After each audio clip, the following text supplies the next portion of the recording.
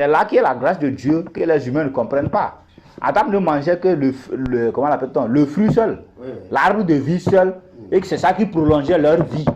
Jusqu'au jour où ils ont désobéi, et Dieu a empêché qu'ils mangent de l'arbre de vie, de peur de vivre éternellement maintenant. S'ils avaient mangé l'arbre de vie après la désobéissance, Adam serait encore là. Et cette désobéissance serait, Sodome et Gomorrhe, tout ça là, avec ce péché-là, tout ça là serait encore là, quoi. Éternellement, le péché allait rester éternellement. Jésus-Christ n'aurait pas pu même enlever le péché. Là, je regardais à la vanité à laquelle cette terre était soumise durant l'enterrement, quoi. C'est ce que je suis en train d'expliquer par rapport à l'arbre de vie que le Seigneur nous a donné. L'homme est attaché maintenant à la mort plutôt qu'à la vie. L'homme est attaché à ce qui est vain plutôt qu'à la vie. Tel qu'on l'a dit, le diable est venu pour tenter Job. C'est le diable qui s'est présenté devant Dieu, tel que c'est écrit dans Job, dans le livre de Job. Maintenant, Dieu, il est venu pour exciter le cœur de Dieu. Dieu lui dit, tu as vu mon serviteur Job, il est droit dans toutes choses. Même si tu peux corrompre tout le monde, au moins lui. Et Dieu dit, ben, c'est parce que tu l'as béni, non? Il a les richesses. Il faut rester, je vais taper cette richesse et tu vas voir. Mais Dieu lui a dit, va, touche ses richesses. Mais ne touche point à son âme, ne touche point à sa vie. Il a pris tout. Mais malgré ça, Job a glorifié Dieu. Il revient, il dit, et Dieu dit, bon, il est toujours fidèle. Maintenant, tu viens m'exciter à le perdre, pourquoi? Et il dit, non, c'est parce que tu l'as laissé en bonne santé.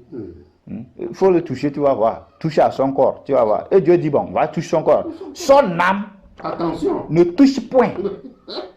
C'est-à-dire, quant à son âme, ne porte point la main dessus. Peu importe les circonstances. Il t'est interdit de toucher son âme. Il allait toucher le corps pourri, mais le gars bénit toujours Dieu. Et il va y dire, et il va utiliser la bouche de la femme, il dit, maudit Dieu, mais est-ce que je t'ai dit que j'ai besoin de mourir? Et regarde la femme, elle vient, elle dit que depuis des siècles, c'est la femme, le diable a toujours utilisé pour vouloir atteindre l'homme. Il vient utiliser la femme, il dit à Job, maudit Dieu, mais ton mari souffre, tu ne l'aides pas, tu ne sens pas la douleur que ton mari souffre avec lui. Et ce que tu as trouvé, c'est de dire qu'il n'a qu'à maudire Dieu mourir. Pour qu'il meure. Pourquoi? Parce que en maudissant Dieu, c'est que c'est son âme. L'âme qu'on lui a interdit de toucher là, c'est à ça qu'il a tenté. L'âme qu'on lui a interdit de toucher là, c'est à ça le diable a tenté chez Job. Maudit Dieu meurt. C'est-à-dire en maudissant Dieu, c'est qu'il perd son âme. Oui, justement. Parce que c'est ça, il a cherché par tout moyen, en cherchant que Job désobéisse à Dieu. Et Dieu lui dit, il est toujours fidèle. Alors je garde toujours son âme m'appartient. Donc va toucher tous ses biens, mais ne touche pas à son âme qui m'appartient. Donc il dit, maudit Dieu meurt. C'est-à-dire que fais abandonner ton âme, oublie Dieu là-bas. Tu souffres, il est là. Et c'est ce qu'il crée jusqu'aujourd'hui. Il crée dans notre esprit, dans notre pensée. Dès qu'il y a un souci, dès qu'il y a un problème, on n'a plus le cœur de reconnaissance envers Dieu. On n'a plus le... Avec notre cœur est toujours dans cette logique, maudit Dieu meurt. Dans le désert, avec les enfants d'Israël, c'était pareil. Comme l'apôtre Paul l'a dit dans 1 Corinthiens 10, ça a été écrit, laissé pour notre instruction. Donc on prend dans le désert. Moindre chose, ils viennent maudire Dieu et mourir. Parce que chaque rébellion, ça frappait ceux qui commettaient la rébellion. Chaque rébellion, ça frappait ceux qui commettaient la rébellion. Donc ils maudissent Dieu et ils meurent. Ils maudissent Dieu et Dieu les frappe. Et il a fait de sorte que tous ceux qui sont sortis de Canaan et de l'Égypte, c'est deux seulement il n'a pas pu avoir dans ce sens-là, exactement comme Job. Josué et Caleb. Et c'est ces deux-là seuls qui sont rentrés. Il a voulu exterminer tous à 100%. Et tous ceux qui ont quitté l'Égypte, le diable a voulu les exterminer tous. Qu'il n'y a aucun d'eux qui rentre. Qui puisse mettre pied sur la terre promise. Et là, ça aurait été un échec pour Dieu. Parce que dans tout ça, il n'a pas pu conduire aucun d'eux. Et que c'est leur fils seulement. Mais malheureusement pour lui, deux est rentré. Deux est assez fidèle. Ce n'est pas un, deux. Le Seigneur a dit beaucoup appelé, peu élu. Donc, deux seulement sont rentrés. Pourquoi? Parce que eux, il a fait tout possible, mais ceux-ci ont dit non, hors de question de maudire Dieu. On a déjà vu ce qu'il a fait. Il est capable de faire au-delà de ça. Donc, on se confie à lui. On va aller où? Tel que les apôtres l'ont dit. Le Seigneur dit, mais Tous ils sont partis, vous faites quoi? Il faut la suivre, non? Elle est dans la photo. On va aller où, Seigneur?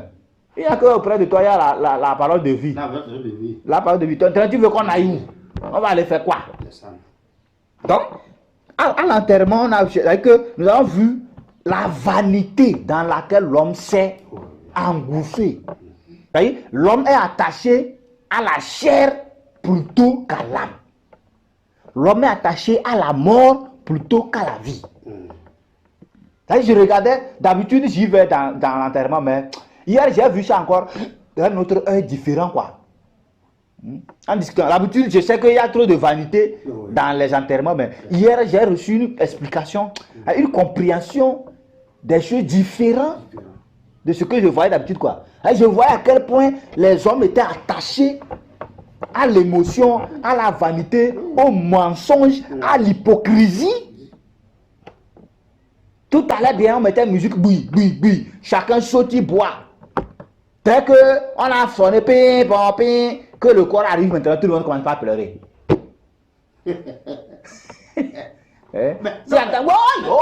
L'autre qui là-bas, l'autre qui là-bas, dans les funérailles, on dit qu'il y a les pleureurs. C'est ça. J'ai pas dit ça hier. Mon frère. J'ai pas dit qu'il y a des spécialistes. Oui. Même si tout le monde ne pleure pas, commence pas à pleurer, tout le monde va pleurer. Ils sont loués. Voilà. Ils sont loués. Généralement, ils sont loués.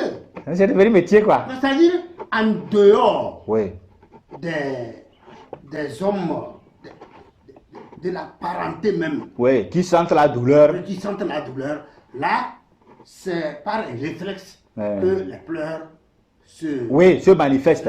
Et celui-là, c'est difficile même de le calmer. Tu verras les yeux rouges. C'est-à-dire que ça n'a aucun lien même avec le corps qui vient ou pas, quoi. Rien. La personne est attristée, vraiment, quoi. Justement. Tu ressens ça au fond de lui. Ceux qui sont loués là, pour être payés là, c'est comme c'est leur service, ils rendent service, quoi. C'est un métier. C'est un métier. Il va affecter une physionomie comme ça, triste, avec pleurer. Elle rentre, elle voit le corps. Oui, elle fait de sorte que, même si tu n'avais pas envie de pleurer. Oui, justement. Alors que, sentimentalement, il n'a rien. Oui. Aucun lien avec ça. Aucun lien. Oui. Tu verras même il n'a aucun lien avec la famille. Rien. Absolument rien du tout. Rien. Mais c'est dommage. Aucun lien. Non. Mon frère. Ça dit que l'âme de la personne qui est importante, on n'a pas pris soin. Oh. L'âme qui est utile, auquel Dieu a défendu au diable de toucher, on l'a abandonné. Parce que Dieu sait l'importance qu'il a donnée à l'âme. Et on l'a abandonné. Et maintenant, le corps qui est devenu vide, c'est de la poussière. Qu'on l'a enterré là où elle est morte, qu'on ait déplacé sur près de 450, on a dit le véhicule qui l'a mené à Lomé là. On a dit de faire demi-tour. C'était l'ambulance. On l'a mené à l'hôpital, si ça n'allait pas, on l'évacuait sur Lomé. C'est l'ambulance qui a évacué la malade sur Lomé. Et en cours de route, elle est décédée. On dit à l'ambulance de ramener le corps, il dit ça fait 200 000. Ouais. Alors qu'il descendait. Il cherche ici. Oui, sur Lomé. Maintenant, ils sont en route, que c'est Toblecopte ou bien dans un village quelque part. Non, mais c'était proche de Lomé. C'est pas proche de Lomé. Jusqu'à présent, c'est pas un souci. Les frais de descente, c'était environ peut-être 80 000, bien 100 000, je ne sais même pas. Le chauffeur, le médecin qui accompagnait, lui prenait 30 000 bien combien. Donc pour faire descendre la malade, ça c'est pas un souci. C'est-à-dire qu'on prend soin de nos siens. L'argent, ce n'est rien par rapport à la vie, donc c'est pas un souci. Non, c'est ça. Maintenant, à peine la personne est décédée, dans le même véhicule, pour le ramener à Cara, on dit 200 000. On lui dit, bon, on va payer 150 000. Il a refusé. Plus du double de... Oui. Triple ou bien double? C'était 80 000, non? 80 000, non? Oui. 200 000. 200 000. C'est ça. On l'a supplié, on dit 100 000, il dit niet. Non, mais... 150 000, il dit niet. C'est une ambulance, non? Oui. Mais ambulance de l'État? Oui. Est-ce que, je ne sais pas si c'est l'ambulance de l'État ou bien c'est privé. Je n'en ai aucune idée. C'est-à-dire que je ne comprends rien. Puisqu'il y a un médecin qui les accompagnait. Donc, ça doit être l'ambulance de l'État. Oui. Puisqu'ils ont quitté l'hôpital, ça ne peut pas être autre ambulance que l'ambulance de l'État. Est-ce que c'est le chauffeur qui fixe le prix? Ah, ça, je n'en ai aucune idée. Moi, je ne sais pas comment ça s'est passé. Mais si c'est l'ambulance de l'État. Papa, vous connaissez ça, n'est-ce pas? Oui. Est-ce que c'est tout le monde qui connaît? D'abord, eux, ils ont les yeux rouges là-bas. Là. Est-ce que c'est toi et le chauffeur qui est là-bas là? Tu vas appeler. Est-ce que l'idée vient d'appeler la direction ici? En réalité, si c'est l'ambulance de l'État, ça là, c'est l'ambulance qui ramène le corps, n'est-ce pas? En cours de route. En cours de route, ça, il suffit. Ça n'a rien à voir avec le chauffeur. Oui. À la fin du mois, on lui donne son salaire. Son salaire. Alors, et quand on revient maintenant, c'est l'hôpital qui négocie. Oui. Et on fixe le prix, le prix négocie. Voilà. Ici, c'est plus de négociation parce que c'est un cas exceptionnel. Ça. Et là même, l'hôpital doit avoir pitié parce qu'ils vont perdu leur homme. Mais comment? Mais ça n'a pas été ça. Ici, c'est pur commercial. Hein. L'hôpital actuellement, c'est pur commercial. Ah bon? Non. Ça peut être même l'hôpital aussi qui a fixé le prix. On ne sait jamais. Non, mais. Le directeur qui est mort la dernière fois, là, le directeur du CHU, c'est lui qui m'a secouru lors du décès de ma mère. Oui.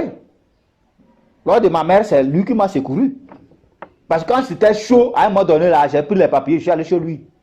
Mais c'est quelqu'un qui était compréhensible quand même. Parce que c'est des gens, quand j'ai appris son décès, ça m'a beaucoup gêné. Ça m'a beaucoup dérangé. Le jour où on l'enterrait aussi, j'avais un enterrement, donc ce qui fait que je n'ai pas pu assister à son enterrement. Donc, c'est lui qui nous a secourus. On a fait tout. L'opération, tout ça, là, ça a coûté dans les 700 000. Notre argent fini, il n'y avait plus rien. Et dedans, comment appelle-t-on? Si on veut expliquer même comment ils ont dispatché notre argent aussi, jusqu'à présent, l'argent n'est pas un souci pour nous. L'essentiel, la personne est sortie. Première opération en 2022, elle est sortie indemne. On a dépensé près de 700 000 aussi. Ça ne nous a rien dit. Nous, c'est rien quoi. L'argent, c'est rien du tout. On est venu trouver. Job a perdu tout en l'espace d'une journée, n'est-ce pas? Mais qu'est-ce que Dieu a touché? Ne touche pas à son âme. Parce que l'âme, c'est la chose la plus importante. Qu'est-ce que la parole dit? On dit qu'une seule âme vaut plus que 10 000 mondes. Ça, c'est clair. Et le Seigneur Jésus a dit, lorsque une âme se convertit, c'est toute une joie au ciel. La Bible a bien dit quoi? Lorsqu'une âme se repente, avec chacune personne baptisée, c'est toute une joie. Puisque vous avez arraché son âme de la mort. Vous avez arraché son âme de l'enfer. La personne reçoit la vie éternelle. La personne regagne la grâce de Dieu. La personne regagne l'obéissance à Dieu. Pour l'éternité. Pour l'éternité. Pourquoi on dit une seule âme sauvée vaut plus que 10 000 mondes. Donc, en tout cas, tout ça là, c'est des dépenses inutiles. Et comme on les a fixé le prix était trop élevé. Sa fille qui l'accompagnait dit, mais mon mari a pourquoi la voiture à Lomé et on va vous donner 200 000. Avec 50 000 carburant suffit. Allez, elle a cherché une morgue là-bas, elle a déposé. Et on l'a libéré, il est revenu. Ah bon? Oui, ils ont libéré le chauffeur. On a cherché la morgue. Oui, oui. Pour déposer où? Oui, dans les parages là-bas. Oui, c'est mieux. Puisqu'ils sont proches des grandes villes où il y a les morgues, tout ça là. Donc, ils ont cherché à les déposer. Même tu sais que là-bas, là, il y a même des morgues privées. Oui, c'est ce que je dis. Bon. Il y a des morgues privées. Voilà, donc ils sont allés déposer à la morgue. Oui. Et la fille a rejoint son mari à Lomé. C'est ça. Le mari a pris sa voiture. Ils sont venus prendre le corps pour amener. C'est tout. Maintenant, la vanité qui est cachée dedans, est-ce qu'on a besoin de rapatrier le corps à Kara ici? En principe, la personne a décédée. Pour que la personne revienne en vie, ou bien quoi? Là où la personne est décédée, on l'enterre là-bas. C'est pourquoi j'apprécie, en quelque sorte, les musulmans. Est-ce que c'est l'affaire des musulmans? Nos aïeux même. Parler de nos aïeux. Oui. Les musulmans, ça meurt matin, ils enterrent le soir. Ils enterrent tout. Mais est-ce que ça c'était les musulmans? Ça n'a rien à voir avec les musulmans. C'est ce que nos aïeux faisaient. En tout cas, oui, c'est ce que nos aïeux faisaient. Moi, je ne parle même pas de musulmans. Moi, je parle de nos aïeux. Non, nos aïeux, il n'y avait pas de morgue. Oui, il n'y avait pas de morgue. Alors, ils faisaient comment? Oui, ils enterraient. Directement? Oui. Quand la personne est morte, de matin, on observe jusqu'au soir. Jusqu'au soir, on voit que ça ne change rien. Alors, on laisse, on suppose peut-être c'est comment? Nos aïeux. C'est ça. Si la personne est morte matin, on le laisse jusqu'au soir. Parce qu'on suppose peut-être que c'est... comment? Les musulmans, eux, ça meurt, à peine temps, ils enterrent. Quelquefois, c'est crise, ils enterrent la personne et la personne suffoque ça en dessous. C'est ça. Mais nos aïeux, eux, quand c'est mort matin, ils laissent au moins à 24 heures. Parce qu'ils savent que pendant 24 heures, au moins, le corps ne peut pas pourrir. Ça va sentir. On cherche des trucs, on ferme les parties. Oui. Voilà. Donc, durant ce... Voilà. Durant ce... Voilà. Dès qu'on voit que, bon, ça ne change rien, automatiquement, ils enterrent. Ça ne dépasse pas 24 heures. Nos aïeux, c'est ce qu'ils vivaient. Avant que ces histoires d'hôpitaux ne viennent avec ces histoires de morgue importées de l'Occident. Et là, maintenant, c'est devenu une vanité. Pourquoi? Parce que nos aïeux, on ne se souciait pas des problèmes qu'il y avait sur la personne d'abord. On enterre et à la fin, maintenant, on discute des problèmes qui avaient eu lieu sur la personne ou bien la relation que la personne a eue avec les gens. Le reste de la famille discute sur ça. Chacun se pardonne et la vie reprend sa course. Mais à l'heure actuelle, sa mort a divisé non seulement la famille, chez moi, à la maison, mais la famille et les oncles, c'est un autre cas. Est-ce que vous croyez? C'est-à-dire qu'elle est morte. D'une manière, on enterre, on pleure notre mort et on s'en va. On passe, c'est fini. Mais ça a suscité problème. Ça a créé problème. Ça a créé division. Pourquoi? Parce que on est attaché au passé. Tel m'a fait ci, il m'a insulté, il m'a croisé, il ne m'a même pas salué. Non, hier quand ils discutaient de ça, quand les oncles étaient arrivés, ils discutaient de ça. C'est de ça qu'ils discutaient. La personne passée ne me salue même pas. C'est le fait qu'on ne t'a pas salué qui est le problème maintenant. Est-ce que c'est ça qui a levé la vie à la personne? À la défunte? Maintenant, la famille, dans la famille, les grands qui ne sont pas venus, on a conclu que c'est parce qu'eux qui ont tué la fille, c'est pourquoi ils ne sont pas venus. Et parce qu'il y a des grands de la famille à cause de ce problème-là qui n'ont pas mis pied. Ils n'ont pas mis pied, ils ne sont pas allés. Ils ne sont pas montés au village, quoi. Ils ont refusé parce qu'il y avait des trucs dans le passé, tout ça là. Donc, ils ne sont pas venus. Autrement, on est attaché à la vanité. On est attaché à ce qui ne sert absolument à rien. Pardonne-nous nos offenses, comme nous pardonnons aussi à... Mon frère, c'est pas ce que j'ai dit hier. Hein? Pardonne-nous nos offenses, comme nous pardonnons aussi à ceux qui nous ont offensés. C'est-à-dire que le vieux te confirme ce que j'expliquais hier, quoi. Voilà, est-ce que vous étiez là même? Vous n'étiez même pas là. C'est ce que j'expliquais. C'est-à-dire qu'on est attaché à la vanité. Oui. Il fallait voir les boissons qui viennent, chacun amène sa boisson. On vérifie pour voir qui a amené pour lui, qui n'a pas amené pour lui. Bon, on va voir ça. Tu ne nous as pas amené, non? On va voir. C'est-à-dire qu'on prend maintenant les dettes. C'est-à-dire qu'on le considère comme... Quelque chose va se passer chez toi aussi, nous n'allons pas amener. Ouais. On vérifie qui a amené pour lui. Tel a amené que non. Ok, d'accord. Tel, de ce côté, c'est venu. Puisque hier, comme j'étais au milieu de là-bas, là, moi, je ne vois pas la boisson. Affaire d'aller sur le corps, tout ça, là, moi, j'ai décidé de ne pas me mêler dedans.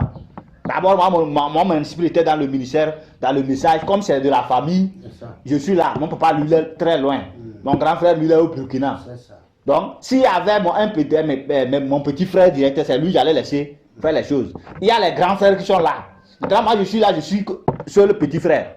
Moi, je ne peux pas rester les regarder. Comme tu dois les représenter. Voilà, donc. Tu dois représenter la famille. Voilà, donc la famille, c'est la grande famille. Donc, c'est une autre sous-famille dans la grande famille qui a le souci.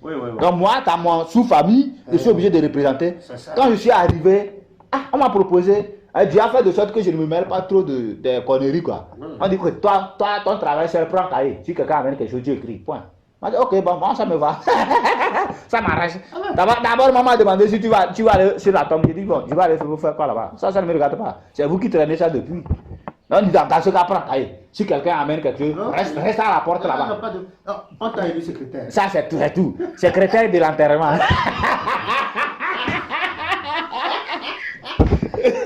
Donc, moi j'étais secrétaire de l'enterrement.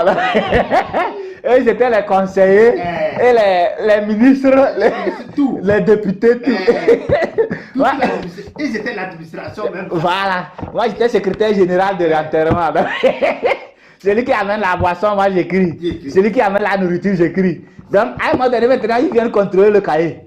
Amène le cahier, on va voir, ils vérifient. Qui sont ceux qui ont amené? Je montre là. On a amené ça. Tel a amené, il dit bon, moi je n'ai rien vu. Tel a amené, il dit bon, moi je ne sais pas de quoi tu parles. Tel a amené, j'ai dit. Moi je ne les connais pas, si ça amène, j'écris. Sont mentionnés. C'est écrit, non? Le cahier, non. Mais pourquoi vous me dites? Ceux qui ont amené, j'ai mentionné avec ce qu'ils ont apporté, non? C'est ça, non, l'idée, non? Ça dit que le cœur était tellement chaud dedans. Ils vont te nommer des hommes que tu ne connais même pas. Hein? À quoi ça me regarde, moi? Donc, ils sont en train de discuter. Je suis là, avec eux. On est resté matin jusqu'à 10 heures avant que les oncles n'arrivent. Eh oui, en plein soleil. Oui, oui. C'est le propre de l'oncle, ça. Hein? C'est à 10 heures. Oui, oui, oui. Depuis 8 heures qui devait arriver, déjà jusqu'à 9 heures, l'enterrement fini. Parce que là, la température était à 42 degrés à midi. Hein. Oui, oui. Et le soleil ne s'est pas fatigué. Hein? Hein? Demandez aux frères, j'ai dit aujourd'hui, c'est bien fait pour eux. 42 degrés, c'est à l'ombre. Hein? Soleil. Oui, c'est à l'ombre, je parle. Oui. 42 degrés, c'est à l'ombre. Quand tu restes à plein soleil, là, c'est autre chose. Hein? C'est dans les 45 degrés en allant. 42 degrés, c'est sous l'ombre, ça. Sous l'ombre. Hein? C'est-à-dire que on n'arrive même pas à respirer. Oui. Et lui, il arrive à 10 heures. La température était déjà dans les 40 degrés, tout ça. Là. Hein? Ils sont allés s'asseoir, c'est là-bas. Quand je suis arrivé, moi, j'ai verrouillé juste la porte de là où on déposait les trucs là. Et j'ai quitté là-bas. Bon, le reste, c'est géré entre vous, ça vous regarde. Débattez de votre inutilité. Donc, au moins, vous m'avez vu, je suis venu. Vous n'allez pas dire que, bon, je n'ai pas pris part. Ou bien, moi, je me suis retiré. Le grand frère qui est au Burkina, lui, il a envoyé quelque chose. Je suis allé retirer, je suis allé remettre à la famille. Bon, le grand frère a donné ceci. Voilà, le grand frère a donné ceci comme contribution. Hein, donc, point barre. Je retourne dans ma grande famille maintenant. Eux, ils sont assis sous les arbres. Ils sont en train de dire quoi? Vous me demandez, moi, je vous ai dit quelque chose dedans. En quoi ça me regarde? Je n'ai pas vu là où ça a commencé. Vous voulez que je vous dise quoi? Sous l'arbre, ils sont tous fatigués. Bon, il dit, il faut aller écouter, revenir. J'ai dit, toi-même, il faut aller. Toi-même, si tu as tes déranges, si tu as besoin de savoir... Tu as le courage de te renvoyer encore. Si toi-même, tu veux savoir ce que c'est, il faut aller. Mais vas-y. Si tu es curieux... Celui à qui je dis là, il vous dépasse en âge. C'est quelqu'un qui a atteint dans les 80 ans. Il a le... Attends, il faut demander aux frères. Attends, il faut demander aux frères. En repartant, il était assis sur les arbres avec les femmes. Et j'étais sur la moto. Quand je suis arrivé à ce niveau-là, j'ai gazé, j'ai... Au revoir, papa. Hamachachi. On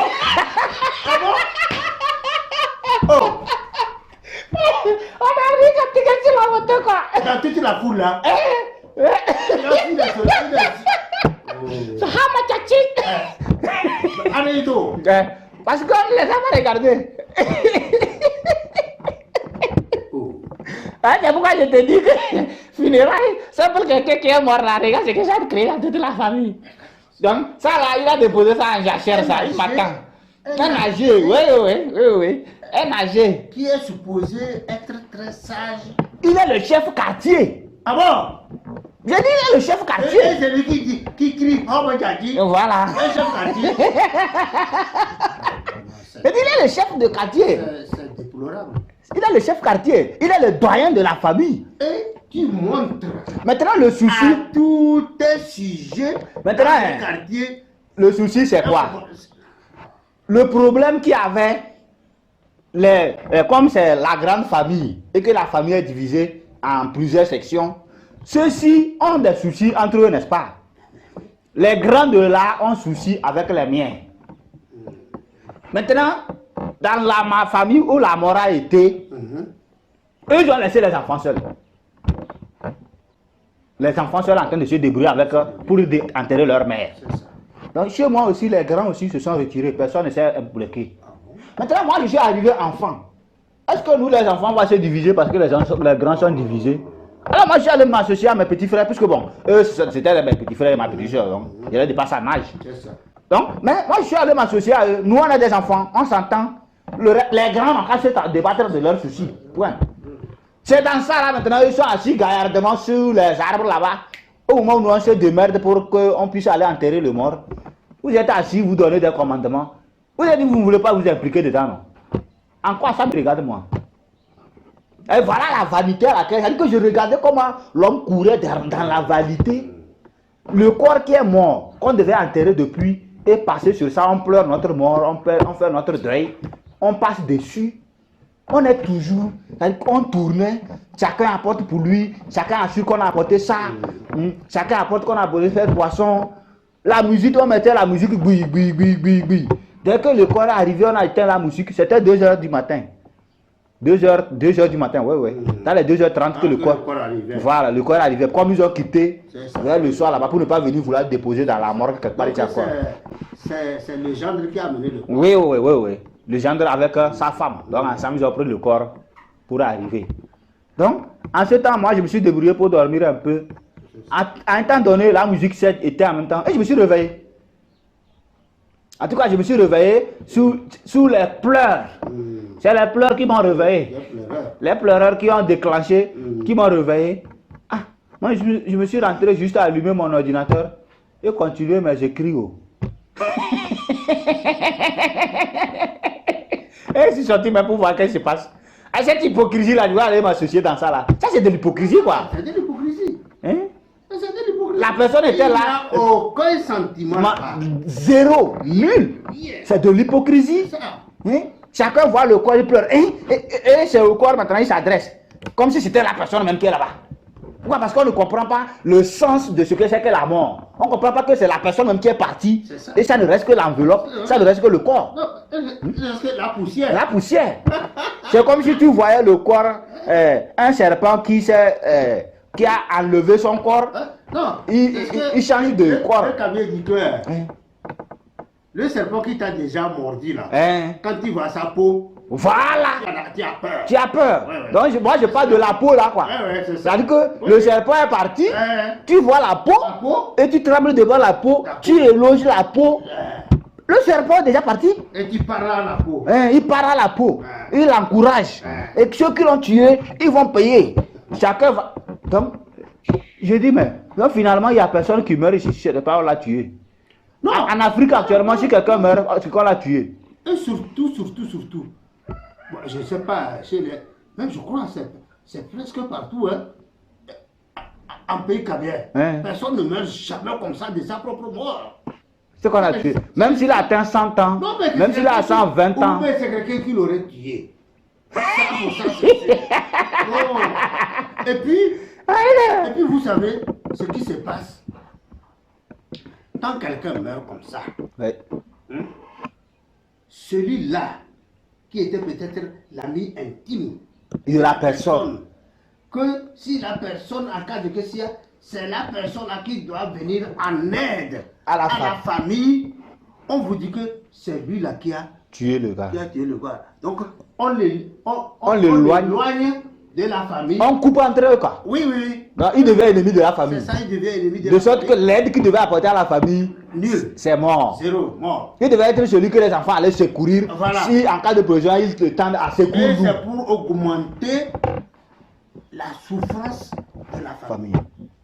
Mais vraiment, je ne comprends pas. Hein. Non, vous ne pouvez pas comprendre. Je sais pas. Non, je vais vous expliquer. Vous ne pouvez pas comprendre. C'est pas possible. Quand vous avez enfanté les démons là, qu'est-ce que tu as dit? Quand vous avez enfanté les géants, qu'est-ce que tu as dit? Ils s'insurgeront entre l'homme et la femme. N'est-ce pas? Ils infligeront les hommes des fléaux de toute espèce. Le deuil, le meurtre, n'est-ce pas? C'est-à-dire qu'on ne dormira jamais à cause d'eux. Mais comment tu comprends qu'ils ne peuvent pas venir troubler ça? C'est ce que j'explique chaque jour. L'esprit des géants sont là. Tout ce que j'explique, la vanité là, je suis en train d'expliquer comment le diable a soumis la terre à la vanité, quoi. Les démons ont soumis la terre à la vanité. Le cœur actuellement est tourné sur la chair plutôt que l'âme. Parce que si c'est l'âme, on considérait. Les apôtres ont dit dans l'église qu'on ne se soucie pas, qu'on ne s'afflige pas, comme ceux qui n'ont point d'espérance. Parce que nous savons qu'il y a la résurrection qui vient. Donc son âme dort. Et quand la résurrection viendra, la personne, l'âme la recevra un nouveau corps. C'est ce qui est décrit dans 1 Corinthiens 15. Et c'est dans 1 Thessaloniciens 3 ou 4 aussi. Paul a expliqué ça. En ce qui concerne ceux qui dorment, je ne veux pas que vous ignoriez et que vous restiez dans l'affliction comme ceux qui n'ont point d'espérance. Là, actuellement, ce qu'on a assisté, c'est qu'on était au milieu de ceux qui n'ont point d'espérance, quoi. Vous comprenez? On était au milieu de ceux qui n'ont point d'espérance. Aucune espérance. Donc chacun le pleure, c'est fini. Et je me rends compte qu'en réalité, quand on enterre, ce n'est pas la personne qu'on enterre. Celui qui est mort là, ce n'est pas lui qu'on enterre. C'est son corps. C'est le corps qu'on enterre, non? L'âme, on n'a pas enterré l'âme, donc. Quand souvent on dit, on a enterré tel mort, ce n'est pas lui qu'on a enterré. C'est son corps qu'on a enterré. Mais la personne lui-même, il attend, le jugement l'attend. Ouais. C'est pourquoi, moi aussi, quand ils disent qu'il faut les funérailles, à l'honneur de cet homme-là. Cet homme-là. Quel homme? Donc pour eux, à l'honneur de quel homme? C'est-à-dire quand on fait pour funérailles, pour eux, ils n'ont pas d'espérance. C'est-à-dire que pour lui, il est mort, c'est fini quoi, c'est à vie quoi. Ça c'est clair, non? Non, moi j'ai dit. Moi c'est fini à vie. Vous faites ça pour votre propre honneur. Ça c'est, non, ça c'est, ils font pour manger et boire. Quand vous honorez, et vous allez on va dire oui là. Tout ça, là. Et ils vont dire que non, cette famille, elle a bien fait, elle a fait bien les funérailles de son papa. On a pris la boisson, on s'est lavé. Les mains, ouais. Mais avec la boisson comme si c'était de l'eau. Ils ont bien fait. Oui. Ils ont bien fait. Quand ma mère est décédée là, c'est pas ce que le diable cherchait.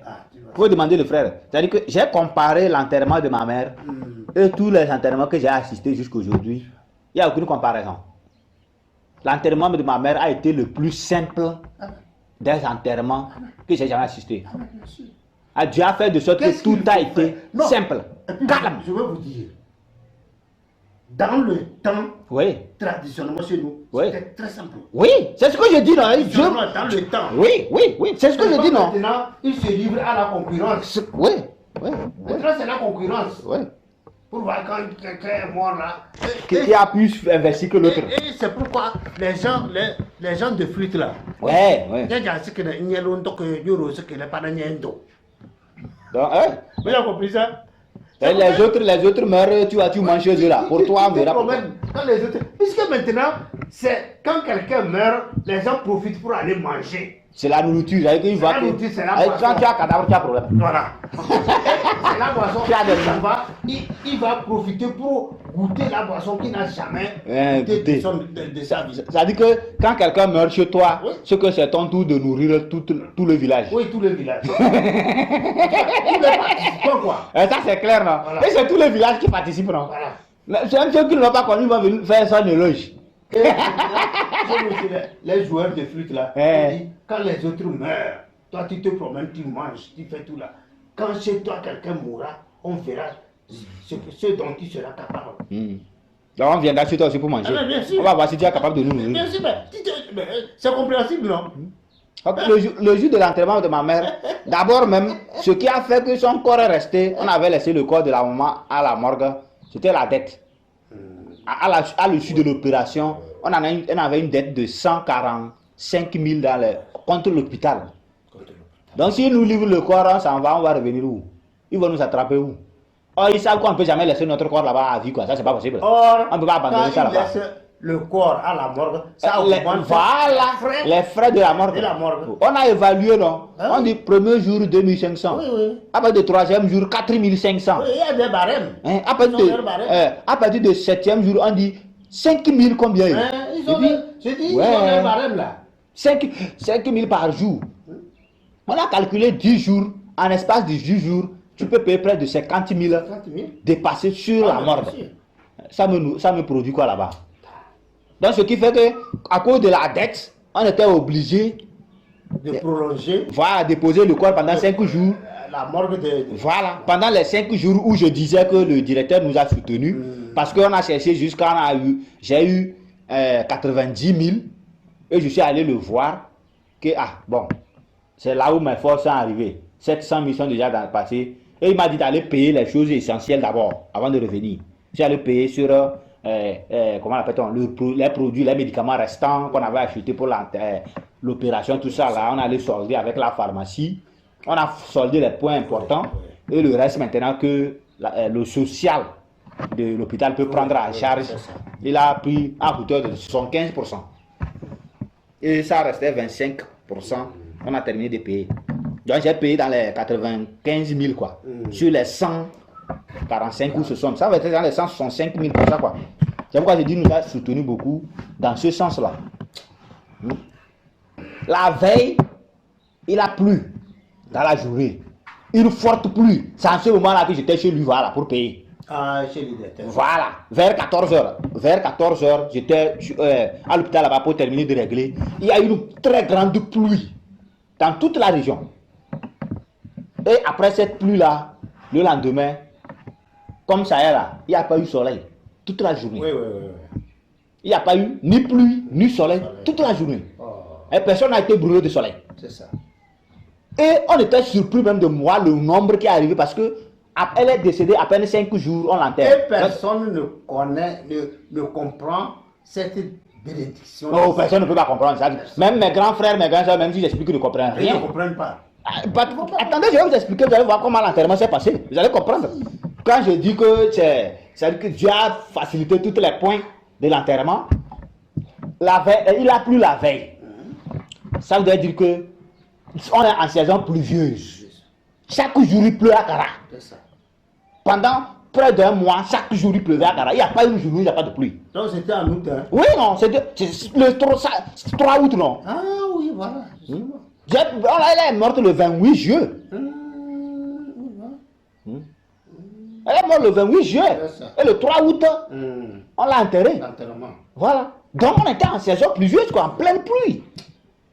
Il a plu, c'est pourquoi j'ai dit le jour là, il a plu, non. Presque le soir là, la pluie a commencé là. C'est presque jusqu'à 16h que la pluie s'est arrêtée. La boue prend chez nous ici. En ce temps-là, actuellement, ils sont en train d'arranger la voie qui mène chez moi. Ils sont en train de. Ouais, ils ont mis les caniveaux, c'est comme ils veulent goudronner. Comme il y a le lycée scientifique, juste en face de chez moi, ils sont en train d'arranger. Mais en ce temps-là, quand il pleut un peu, ce que la boue, bon. Je ne sais pas comment tu vas forcer un taximan d'aller là-bas. Hein. Je connais une chose. Est-ce qu'il y a peur? C'est un sol argileux ou comment? Oui, non?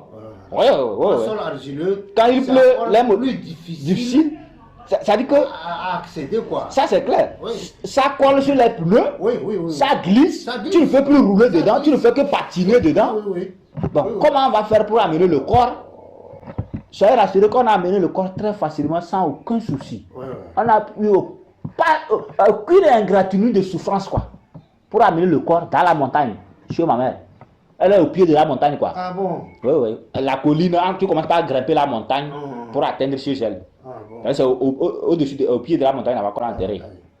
Donc, et c'est dans la tombe traditionnelle. On n'a pas eu à creuser de tombe. Donc, si on avait dit qu'on va creuser de tombe, c'est qu'on allait souffrir. Cette pluie-là, c'est que la tombe allait être. Il a creusé quelle tombe? Voilà. Traditionnelle ou bien moderne? Non, moderne. Je parle de moderne, quoi. Si vous ne faites pas attention le lendemain, on allait souffrir, non? Plein de. C'est ce que je dis, non? De l'eau, hein? On a des dépenses, on devait faire des dépenses. Soit on achète le ciment, tout ça là, pour qu'on construise dedans.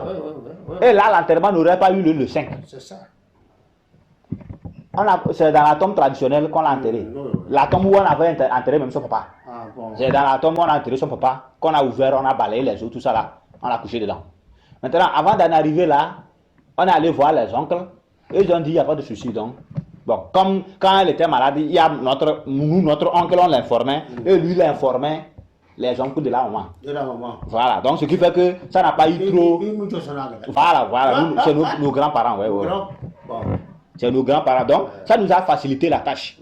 Maintenant, eux ici, c'est à vers 10h, ils sont arrivés. Bon, comme d'habitude, ils nous ont tourné un peu quand même. Avec que bon, on les appelle, ils devaient quitter à Tchitchaou. Ah, ils sont des Tchitchaou. Voilà, pour nous rejoindre. Maintenant, ils ont là. Mon ami, façon dont Dieu nous a bénis, c'est-à-dire que tous ceux qui étaient à l'enterrement ont félicité. Que c'est la première fois qu'ils ont vu les gens de Tchitchaou qui sont venus à un enterrement, ils ont été très simples. Et que l'enterrement s'est passé d'une manière facilement. Entre parenthèses, à Lomé, nous avions un petit frère qui avait épousé une fille de Tchitchaou. Et elle était morte. Bon, après l'hôpital, après tout. Et les gens, ils ont voulu compliquer de telle sorte que nous avions décidé que le jour J, s'ils se comportent comme ils se sont toujours comportés, on allait leur laisser le corps. Ils n'ont qu'à prendre, ils n'ont qu'à le faire ce qu'ils veulent. Ils n'ont qu'à prendre le corps. Mais on ne sait pas. Non, c'était la vérité. Là, le diable il a tellement troublé les gens que. le cœur dur. Oui, nous aussi on a... Non, ça c'est clair, je ne sais pas, peut-être quelqu'un leur aurait soufflé. Les choses là, ils sont venus s'adoucir. On était partis au nord. Ils ont adouci. Je t'assure que le jour là, tout le monde a vérifié que c'est la première fois où ils ont participé à un enterrement où les gens de Tchitchaou sont impliqués comme oncle. Et ils n'ont pas compliqué. Et ce n'est pas oncle sur le côté, hein. C'est oncle même. De la maman. Oui. Voilà. C'est oncle même de la maman. Qu'il soit impliqué dans ça là et qu'il n'y a pas eu de complications à tirailler. Non, mais c'est pas possible. Donc les seules choses qu'ils nous ont tiraillé, c'est l'heure d'arriver. Donc pour arriver, ils ont quitté là-bas. Ils ont notre oncle est en ville. Lui n'est pas loin de chez moi ici. Ils ont quitté. Ils nous ont dit qu'ils sont venus l'attendre chez lui. Ils lui ont dit que son enterrement c'est chez lui, non. Donc ils sont venus l'attendre chez lui à Karas. Que c'est là-bas ils connaissent. Ah bon? C'est l'argument qu'ils ont. Voilà. C'est le seul endroit où ils ont fait Tchakasa. Donc, l'oncle était obligé de leur dire non. Donc c'est au village. Sur supplication, ils ont pris Z. Et ils sont venus. On les a dit non, prenez Z, arrivez, on va vous payer. Ils sont venus, on les a donné 1200 ou bien quoi. Ils ont mis la poche. Donc. Bon, c'est le seul endroit où ils ont fait. Mais quand ils sont arrivés, ils n'ont même pas fait, on n'a même pas fait 10 minutes. Tu vois ça. Ils se sont levés, on les a juste salués, on a juste discuté, ils ont dit bon, c'est déjà fait, on ne peut rien. Et ils se sont levés, ils sont allés voir la tombe, comme c'est la tombe traditionnelle. Ils sont allés devant, et on a ouvert sur la tombe, ils sont descendus voir dedans, ils ont arrangé avant de redescendre. Et quand ils sont descendus, en même temps on a pris le corps, on a allé placer en même temps, on a ferrouillé. Toute la journée, il n'y a pas eu de pluie. Le corps, on pensait qu'on a souffert pour l'amener. Dieu nous a tracé la route. On a roulé juste sur le goudron. Sur le goudron, on a roulé jusqu'à aller attendre à l'entrée de la maman, de la maison. Allez, le seul endroit où on a affronté la boue, ça n'était même pas 200 mètres. Et Dricycle a passé dedans. D'autres ont déjà roulé même. Avant qu'on arrive, il y en a plusieurs qui ont roulé même. La boue était presque... On a passé tranquillement. La roue était presque... Voilà. Donc, alors que c'est vers 5 h du matin, on était bizarre de savoir qui a roulé. Il n'y avait pas assez de boue, quoi. On n'a pas souffert de boue. Mais, par contre, ceux qui ont quitté pour rejoindre l'enterrement, il y en a qui ont fait demi-tour. Ah bon? Ils ne pouvaient pas aller. La boue. Il y en a qui ont fait demi-tour, ils n'ont pas pu atteindre. Il y en a, ils sont descendus, ils ont continué à pied dans la boue. Oui, et les motos ont fait demi-tour. Mais, arrivé sur les lieux, non, c'était merveilleux, quoi, mon frère. Le diable a fait tout possible qu'on fasse les sacrifices. La seule chose qui était dans mon cœur, dans la prière, Dieu, moi je te suis donné à toi comme serviteur. Ma mère a cru, elle s'est donnée à toi, tu l'as accordé ton esprit. C'est son corps qui retourne à la terre. Comment tu vas faire pour se retourner à la terre là? C'est la seule chose qui est dans ma tête. Le reste là, c'est fait divers. Donc ce que tu veux et que ça marche, c'est ce que moi je suis. Donc si tu laisses que ça dérape, moi je suis. Moi je ne suis qu'un enfant parmi mes grands frères, mes grands soeurs, ils sont là. Je ne décide pas, ce sont mes grands frères qui décident. Je ne peux pas les imposer. Je pouvais agir et imposer parce que j'étais avec la maman avant qu'ils viennent.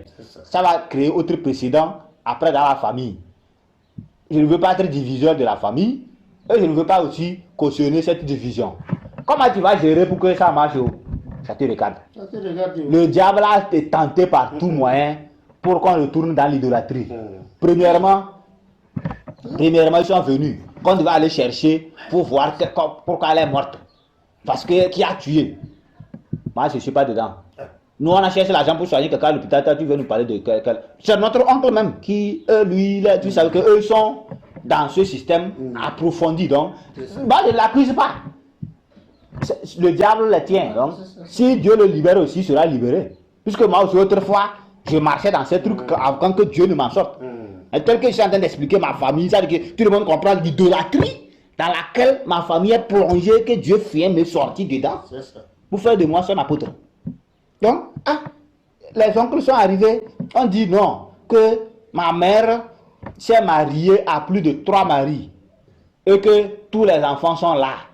Donc on doit faire cérémonie de ça. Parce que les beaux sont là. Voilà. Que les beaux sont là. Donc on doit faire une cérémonie pour que tous puissent manger dans un même plat.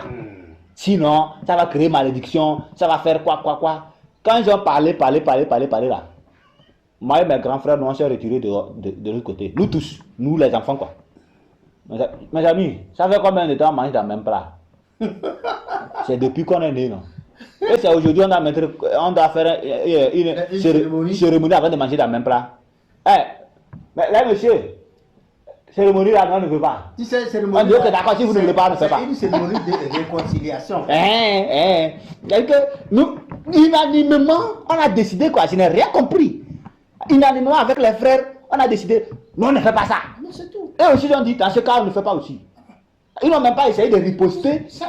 Le diable parle ainsi. Ensemble, on dit non. Depuis quand les enfants ont dit non aux oncles ou bien aux parents, eux, ils ont accepté. Ils ont accepté. Vous avez une fois vu ça?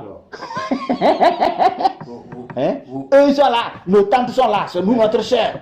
Les grands frères sont là. C'est nous, notre petite soeur ou bien notre grande soeur. Donc, mais à chaque décision, ils viennent, nous on dit non. Quand ils prennent une décision qui va dans l'idolâtrie, nous on dit non. Moi, je suis apôtre. Ma petite soeur et ma grande soeur, eux, ils sont dans le catholicisme. Le grand frère, lui, il est musulman. Mais comment tu peux expliquer toutes les décisions de l'idolâtrie qu'on a essayé de poser là? Nous tous, notre voix était toujours non. Et ce nom-là aussi, personne ne le contestait. Ni nos oncles, ni nos tantes, personne ne contestait ce nom-là.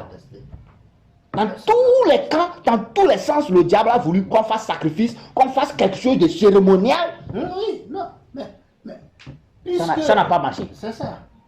Puisque quand on tue les poulets, les pois, les bêtes, tout ça là, il prend le sang. Ça lui s'arrange. On revend la famille à lui quoi. À lui, on revend la famille. Et quand les oncles sont arrivés, ça veut dire qu'arrivé là-bas, on se souciait à qui va nous aider. Puisque j'étais avec mes grands frères, j'ai dit même si c'est nous deux, on prend notre moment, on descend dans le trou, l'essentiel que soit enterré, point. Le corps ne traîne pas, le corps retourne à la poussière. Bon, comme eux nous comprennent, dit elle n'a qu'à se reposer. Moi, je sais que se repose déjà auprès du Seigneur. Ça ne me inquiétait pas pour ça. S'ils ne veulent pas, laisse le corps. S'ils veulent manger, tant pis. Moi, l'essentiel, l'âme se trouve auprès du Seigneur. C'est ce qu'ils ne comprennent rien. D'autres viennent dire repose en paix. Elle vous a dit qu'elle souffrait pour vous reposer en paix. Non, d'autres viennent dire non, elle a été délivrée. Même ceux qui avaient double bouche contre elle. Délivrée de la maladie, de la souffrance. Ceux qui avaient double bouche contre elle. Que c'est parce qu'elle a fait ci, ça l'a fait, elle a fait ci. Ils sont venus à l'enterrement. Non, que Dieu n'a qu'à en paix. C'est pourquoi je dis l'hypocrisie dans laquelle l'homme vit. Oui, mais de son vivant, chacun dit c'est parce qu'elle a fait ci. Oui, c'est parce qu'elle a fait ça. Mais, tu sais, d'après mes pauvres expériences, on n'a jamais dit de mal quelqu'un qui est mort. Qu'on célèbre. Comme il y a des oraisons funèbres. Si toujours ces oraisons funèbres, personne n'a jamais levé un point de critique contre le défunt. Non, contre le défunt, non.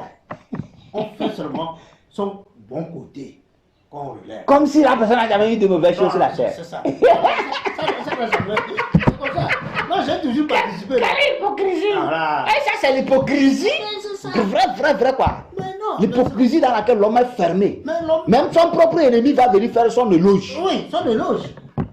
Mais au fond du cœur. L'éloge du défunt, on n'a jamais relevé le point négatif du défunt, non.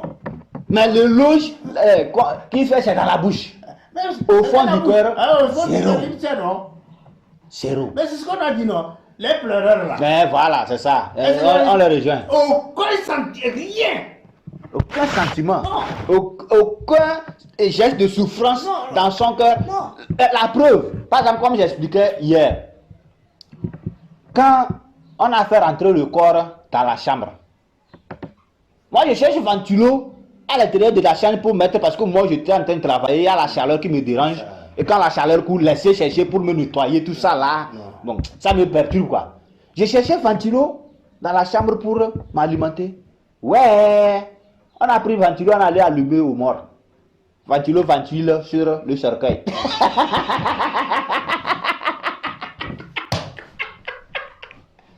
le mort, aucune sensation, rien, puisqu'il n'a pas la personne là-bas, il n'a rien. C'est la poussière. Je pense que vous n'avez pas compris ce que j'ai dit. Hein? Ce n'est pas la personne même qui s'est ventilée. J'ai dit le cercueil. C'est bien verrouillé. Le corps est dedans, on a verrouillé sur le cercueil. Ah oui, mais c'est ce que j'ai dit. Et maintenant, ça ventile le cercueil. Ce n'est pas que c'est le corps qu'on a exposé et ça ventile le corps lui-même. Hein. Mais non. Et même si c'était le cas. Qu'on ventile le corps ou qu'on ventile le cercueil, c'est pas la même chose. Même si c'est le corps, la personne n'est pas dedans. Ça c'est clair. Et dans tout ce qui a configuré actuellement, dans le monde entier, je me rends compte que c'est la même procédure, même chose. Le cercueil, c'est un endroit comme ça, c'est comme ta table sur laquelle tu travailles. Mon ami, ce cercueil-là est précieux. Hein? Quel précieux? Il faut voir comment on a décoré la chose. Non, on a pris le cercueil en sortant. La fille était à côté. Elle gémissait. Cercueil, les manches de cercueil là, ça cognait la porte. Ouais, yeah. Elle a commencé par crier. Ouais.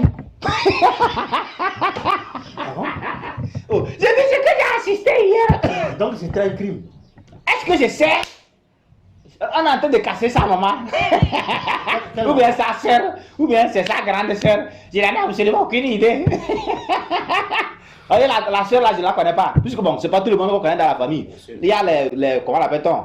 Nos soeurs, nos petits oncles, tantes, cousins, cousines, lointains, tout ça là. Donc, c'est ceux qui ont été plus proches de notre belle-sœur. Bon, on ne les connaît pas tous. C'est ça. Donc, elle, c'est la première fois qu'on s'est vu. Tous les enterrements que j'ai achetés, je ne les ai jamais vus même. Donc, ça a juste cogné la porte, le poignet. La porte était trop épaisse, entrée était trop serrée par rapport à la taille du cercueil, quoi. Ça. Oui, même ces deux personnes même qui ont fait rentrer, deux personnes qui ont fait sortir. C'est ça. Des vrais costauds. Donc, ça a juste cogné. Boum, elle a commencé à crier. Elle a commencé à pleurer. Oh, ça c'est quoi ça? On veut tuer deux fois sa mère. On veut tuer. C'est quoi ça? C'est-à-dire, je suis là, je regarde la vanité, l'âme sur lequel on devait prier qu'il n'a pas reçu la vie éternelle. Ou bien on devait se réjouir qu'il a reçu la vie éternelle. Personne ne regarde l'âme là. Tout le monde a ignoré ce côté-là. Tout le monde, personne, absolument personne. Personne n'a d'esprit que quand la personne meurt, l'âme sert à quelque chose. Et pour eux, il est mort, c'est fini. Non, mais de toutes les façons possibles. Tu sais, nous, on prie pour l'homme de son vivant. Ce n'est pas après la mort. Parce que nous, on se dit quoi? Quand tu as l'âge de conscience de la vie, ta vie est enregistrée. Jusqu'au jour où le souffle là sort fou, c'est fini. La cassette est arrêtée. Ça c'est clair. Il n'y a plus rien. C'est ce que Richard a dit aussi. Il n'y a plus rien. Que pour les morts, ils n'ont point d'espérance. C'est tout. Ils n'ont aucun lien avec la terre. Donc, et leur souvenir, leur amour, tout ça a disparu. C'est du vivant de la personne compris pour que le Seigneur le touche. Qui se repente. C'est tout. Qui se repente. Et si la personne s'est repentie, qu'il a reçu le Saint-Esprit, là on a l'assurance qu'il a la vie. Justement. On n'a pas besoin de pleurer, faire des gymnastiques, parce qu'on sait là où son corps va. Et on sait là où l'âme retourne. On a l'espérance. Telle que la résurrection l'attend, nous tous on la reverra. On reverra la personne. Ou bien. C'est ça. Parce que nous tous on ira. Nous savons que nous tous, c'est notre route. C'est pas pour rien. Ecclésiaste a dit que le cœur des sages se trouve dans la maison de deuil. C'est ça. Et les insensés dans la maison de la fête, des festins. Parce que dans la maison de deuil, là-bas tu médites, parce que tu sais que c'est la fin de tout homme. Voilà. Et celui qui prend ça à cœur, et tu réfléchis, demain à 7 heures c'est ma fin. Et quand mon corps sera retrouvé à ce stade, mon âme sera trouvée où? Et quand tu as l'assurance de la vie éternelle à travers le Saint-Esprit, tu as reçu, ton cœur est en paix. Et tu sais que, peu importe, même si je tombe tout à l'heure, je ne me relève pas, je suis en paix. C'est pourquoi le Seigneur a dit, cherchez premièrement le royaume des cieux et sa justice. Et tout le reste vous sera donné en plus, par-dessus tout. Mais aujourd'hui, nous, on cherche par-dessus tout là, et personne ne regarde le royaume des cieux. D'abord, on ne croit même pas que Jésus-Christ est vivant. On ne croit même pas qu'il a existé d'abord. Bien. Poutine lui a dit que Jésus est noir. Jésus est noir. Que c'est un noir. Vladimir Poutine. Que c'est un Africain. Donc je dis, moi je dis qu'il soit. Comme il déteste les Africains. Qu'il soit africain, qu'il soit blanc, qu'il soit noir. Moi je suis très content qu'il a reconnu que Jésus-Christ est vivant. Maintenant, peu importe la couleur de sa peau, la seule chose que je sais, c'est que j'étais pécheur, maintenant je suis saint par son sang. C'est ce que l'aveugle a dit. S'il est fils de Dieu, moi je ne sais pas. Si c'est les démons qui l'utilisent, moi je ne sais pas. Ce que je sais, c'est que j'étais aveugle, maintenant je vois. C'est tout. Point barre. Pour le reste, chacun peut discuter de la peau, de la couleur de peau qu'il avait. Ça vous regarde. S'il était marron, il était fils de qui, ça ne me regarde pas moi. Est-ce que c'est important? Moi, ce que je sais, c'est que j'étais pécheur. Et maintenant, je suis saint. Ce que je sais, autrefois j'étais perdu. Autrefois, j'étais dans l'idolâtrie. Voilà. Et qu'il m'a lavé de son sang. Et il m'a accordé le Saint-Esprit que j'ai reçu avec assurance. Terminé.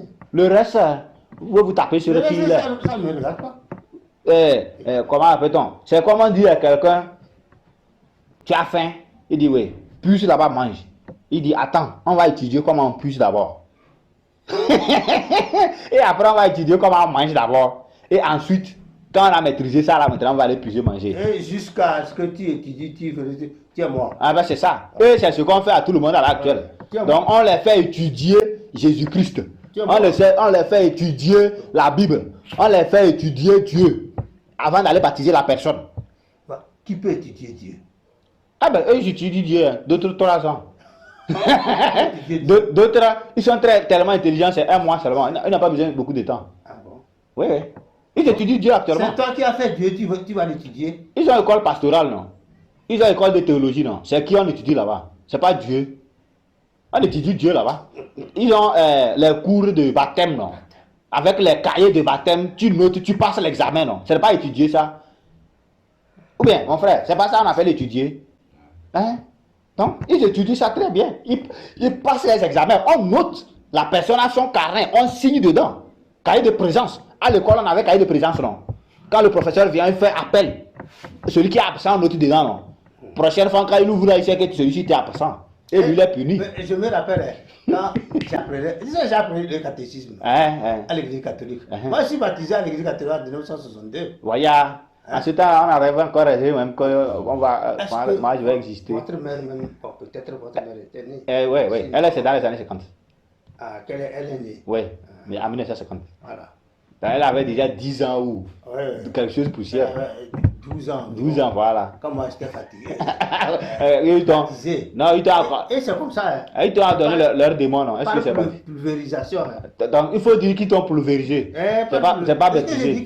Par pulvérisation. Donc c'est pas baptême ça. Voilà. Baptisé c'est immergé. Mais ils appellent ça baptême. Ok, chacun a sa définition du mot baptême. Ils appellent ça baptême. Ou bien, chacun a sa définition du mot baptême.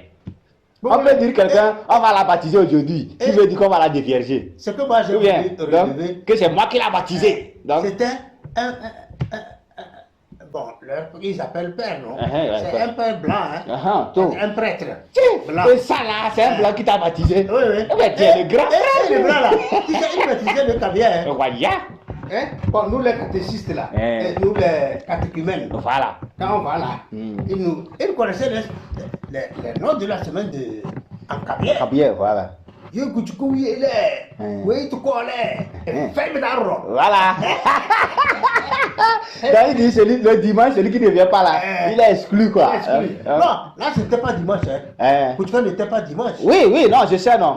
Dimanche n'existait pas non. Dimanche n'existait pas. En ce temps-là. Pour moi, même 7e jour. La semaine caviar avait 6 jours. 6 jours, voilà. 6 jours seulement. 7e jour n'existait pas chez nous en ce temps-là. Non. 7e jour est venu avec Yadema, non? C'est Yadema. En 2005, je sais pas. Ah non, non, en 2005. En 2080. Non, en 1980. Ok. Après son accident de Sarkawa. Sarkawa, voilà, c'est ce que je cherchais quoi. C'est ça. C'est un jeudi. C'est un jeudi. C'est un jeudi. Et ils ont ajouté jeudi dans le calendrier. Voilà. Et ça fait 7 jours. Non, dans la semaine. Dans la semaine. De la semaine. Oui, de la semaine. Ils ont ajouté jeudi où il a fait accident. Oui, oui. Et ça fait 7e jour. Et ça coïncide maintenant avec le reste du calendrier. Sinon, avant, chez nous, c'est 6 jours. Au Bénin, ils ont toujours. Non, oui, ce n'est pas au Bénin seul. Les Chinois ont leur calendrier différent des nôtres. Non. Le monde entier. Je crois que le Bénin a notre calendrier de 6 jours là. Oui. Ah, ils continuent. Oui, il y a des ethnies, il y a des villages, il y a des coins actuellement. Eux ne connaissent rien de ce que vous appelez lundi, mardi, mercredi. C'est ça. Ils n'ont aucune idée. Hein? Même, c'est ce que je disais, non. La Chine a son calendrier différent bien sûr. de l'Est de la Terre. Oui. Ils disent cette année qu'ils sont dans l'année dragon ou bien quoi. Oh, il faut les laisser, ça c'est facile là. Ils disaient, c'est-à-dire, ce qu'on appelle, vous appelez quoi? Horoscope. Horoscope, ouais. Horoscope. Les signes de l'horoscope. Que Dieu a créé à son image, selon sa ressemblance, je veux dire que je suis scorpion. Comment moi je peux être scorpion? Donc actuellement tous les Chinois sont des dragons. Que je suis bélier. Comment moi? L'autre il est poisson. L'autre lui il est poisson. L'autre il est poisson. L'autre il est lion. L'autre il est panthère. Et c'est pas fini. L'autre dit ils sont Jupiter. L'autre dit ils sont Mars. L'autre dit ils sont Avril. Ça va selon l'année quoi, ou bien? Non, chaque matin va arriver Radio Canada, il donne l'horoscope du jour. Horoscope. Donc selon ton jour de naissance quoi. Tu vois le jour où tu es né. Donc si tu es né un mardi, aujourd'hui c'est dimanche non. Aujourd'hui c'est le 21. Dimanche. Donc si tu es né un 21 avril 2024, dans le passé, tu es né un 21. Aujourd'hui nous on est 21 avril 2024. Donc dans le passé tu étais né à un 21 avril. Donc il y a l'horoscope du 21 avril. Donc matin, on donne ça. Tu es bélier ou bien alors que c'est des trucs que Dieu a détesté, décrit. Tu es taureau. Oui. C'est des trucs que Dieu a détesté, décrit dans l'Ancien Testament. Ça là. Quand les gens, on a brûlé Sodome et Gomorrhe, ils pensent que c'est à cause de l'homosexualité seule. Ils ne comprennent rien de ce qui est arrivé du passé. Ça, c'est des trucs qui ont détruit les gens, puisque c'est ça on dit adorer l'armée des cieux. Les démons qui se sont déguisés, on appelle armée des cieux. Ils sont allumés, on dit ils ont allumé l'encens à la lune, à la reine des ciels et l'armée des cieux. Ils ont fait des images à leur image. Donc c'est des trucs qu'on ne comprend rien. Et les chrétiens qui se disent chrétiens là, eux c'est leur passionnant. Si il n'a pas écouté l'horoscope, lui il ne va pas au ciel. Voilà. Il ne rate jamais. S'il rate, il est malheureux. Donc tout ça là, c'est la salade dans laquelle le diable nous a semé. À voir l'enterrement qui s'est passé. On n'a pas fini l'histoire. Hier, ils ont pris le corps. Ils ont circulé ils ont circulé dans 2 maisons. C'est en plein midi 13h. Au moment où nous on était à l'ombre 42 degrés là. Qu'ils sont en train d'enterrer le corps. 2 heures. Je dis midi 14h. Midi 13h, entre 13h. Au moment où le soleil était vraiment, c'est-à-dire que insupportable, où chacun cherche à se cacher. Et c'est ce que Enoch a dit, non? Enoch chapitre 3. Ils ont quoi? C'est la tombe traditionnelle ou bien? Non! On a creusé moderne là, oui. Traditionnel où? On a creusé, on a mis quelqu'un dans le cercueil, comment faire cercueil pour descendre le cercueil. On l'a plié en veste, bien décoré dedans. Mon frère, comment faire descendre le cercueil dans la tombe traditionnelle? À la chez nous là, on a enterré quelqu'un dans la tombe traditionnelle et on a enterré son cercueil à côté. Bon, ça, chacun a son problème.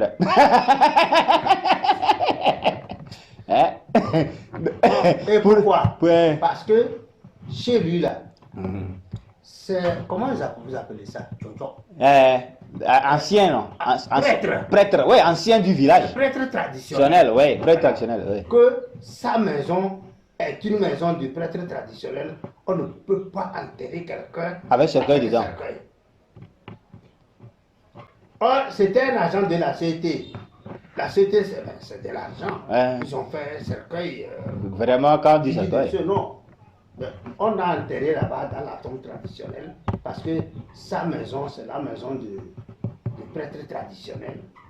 On ne peut pas l'enterrer avec cercueil. Bon, donc on l'a enterré dans la tombe traditionnelle là-bas. Et à côté ici, on a le cercueil. Le cercueil. regarde comment l'homme est soumis à la vanité.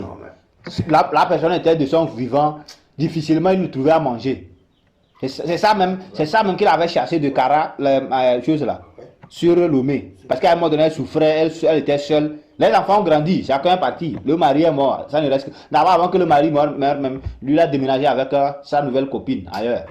Et c'est là-bas, il est mort et la copine a pris sa route. Donc, c'est ça qui fait qu'elle se sentait seule. Souvent, elle déménage et descend ses enfants. Mais ce recueil qu'on a vu hier là, ce n'est pas ce recueil d'en bas de 250 000. Ah bon? Les sorqueurs à Lomé. Ça, Lomé, ils ont acheté la chose pour prendre la chose pour venir. C'est son gendre qui a acheté ça. Ça, tu vas savoir c'est qui? La personne avait sa voiture, un bon, comment l'appelle-t-on? Mazda très bien quoi, la façon, les new là. Est-ce que moi je connais Ah bon, ça, vous ne connaissez pas. Moi je connais. Voilà. C'est dans ça on a pris le corps. C'est dans ça on a pris le corps pour arriver.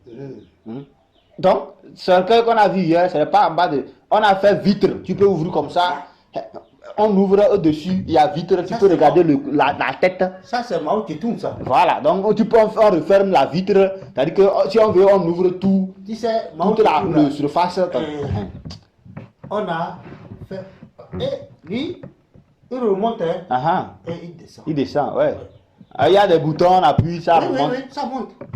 Donc, quand vous allez, les gens vont, c'est pour la visite, tout ça là. Ils veulent voir le corps de Mao. Donc on appuie, ça ressort. Ça monte. Et vous regardez, ça ressort. Et c'est recueilli en vitre. Voilà. Vous voyez tout. Ici, là, c'est devant. On a vu vitre. Si on veut, il referme sur la vitre pour qu'on ne voit pas. Si on veut, il ouvre pour qu'on puisse voir sur la vitre. Non, c'est la conception n'est pas la même chose, quoi. Mais dans tout ça, là, c'est la vanité dans laquelle l'homme est soumis. C'est la même chose.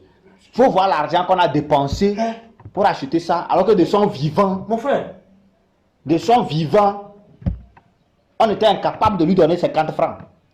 Donc on regardait comme dépense inutile ou bien c'est de trop. Mais après sa mort, l'habillement, même on l'a habillé à l'intérieur de la caisse du cercueil. J'étais là, non, puisque c'est nous qui avons ouvert. À un moment donné, on dit d'aller ouvrir. J'ai ouvert une fois, j'ai refermé, après je suis rentré dedans. Ils ont fait tout pour regarder. À quoi ça me regarde? Les gens sont intelligents quand même. Quelle intelligence?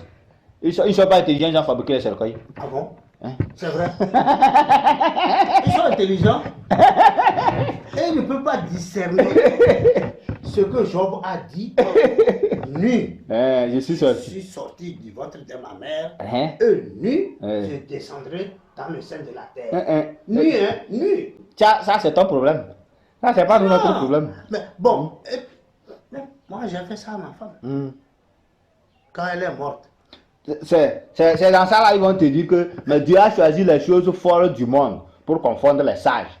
Dieu a choisi les choses faibles du monde pour confondre les forts. Et Dieu a choisi les choses viles du monde et celles qu'on méprise, celles qui ne sont point, pour réduire à néant celles qui sont.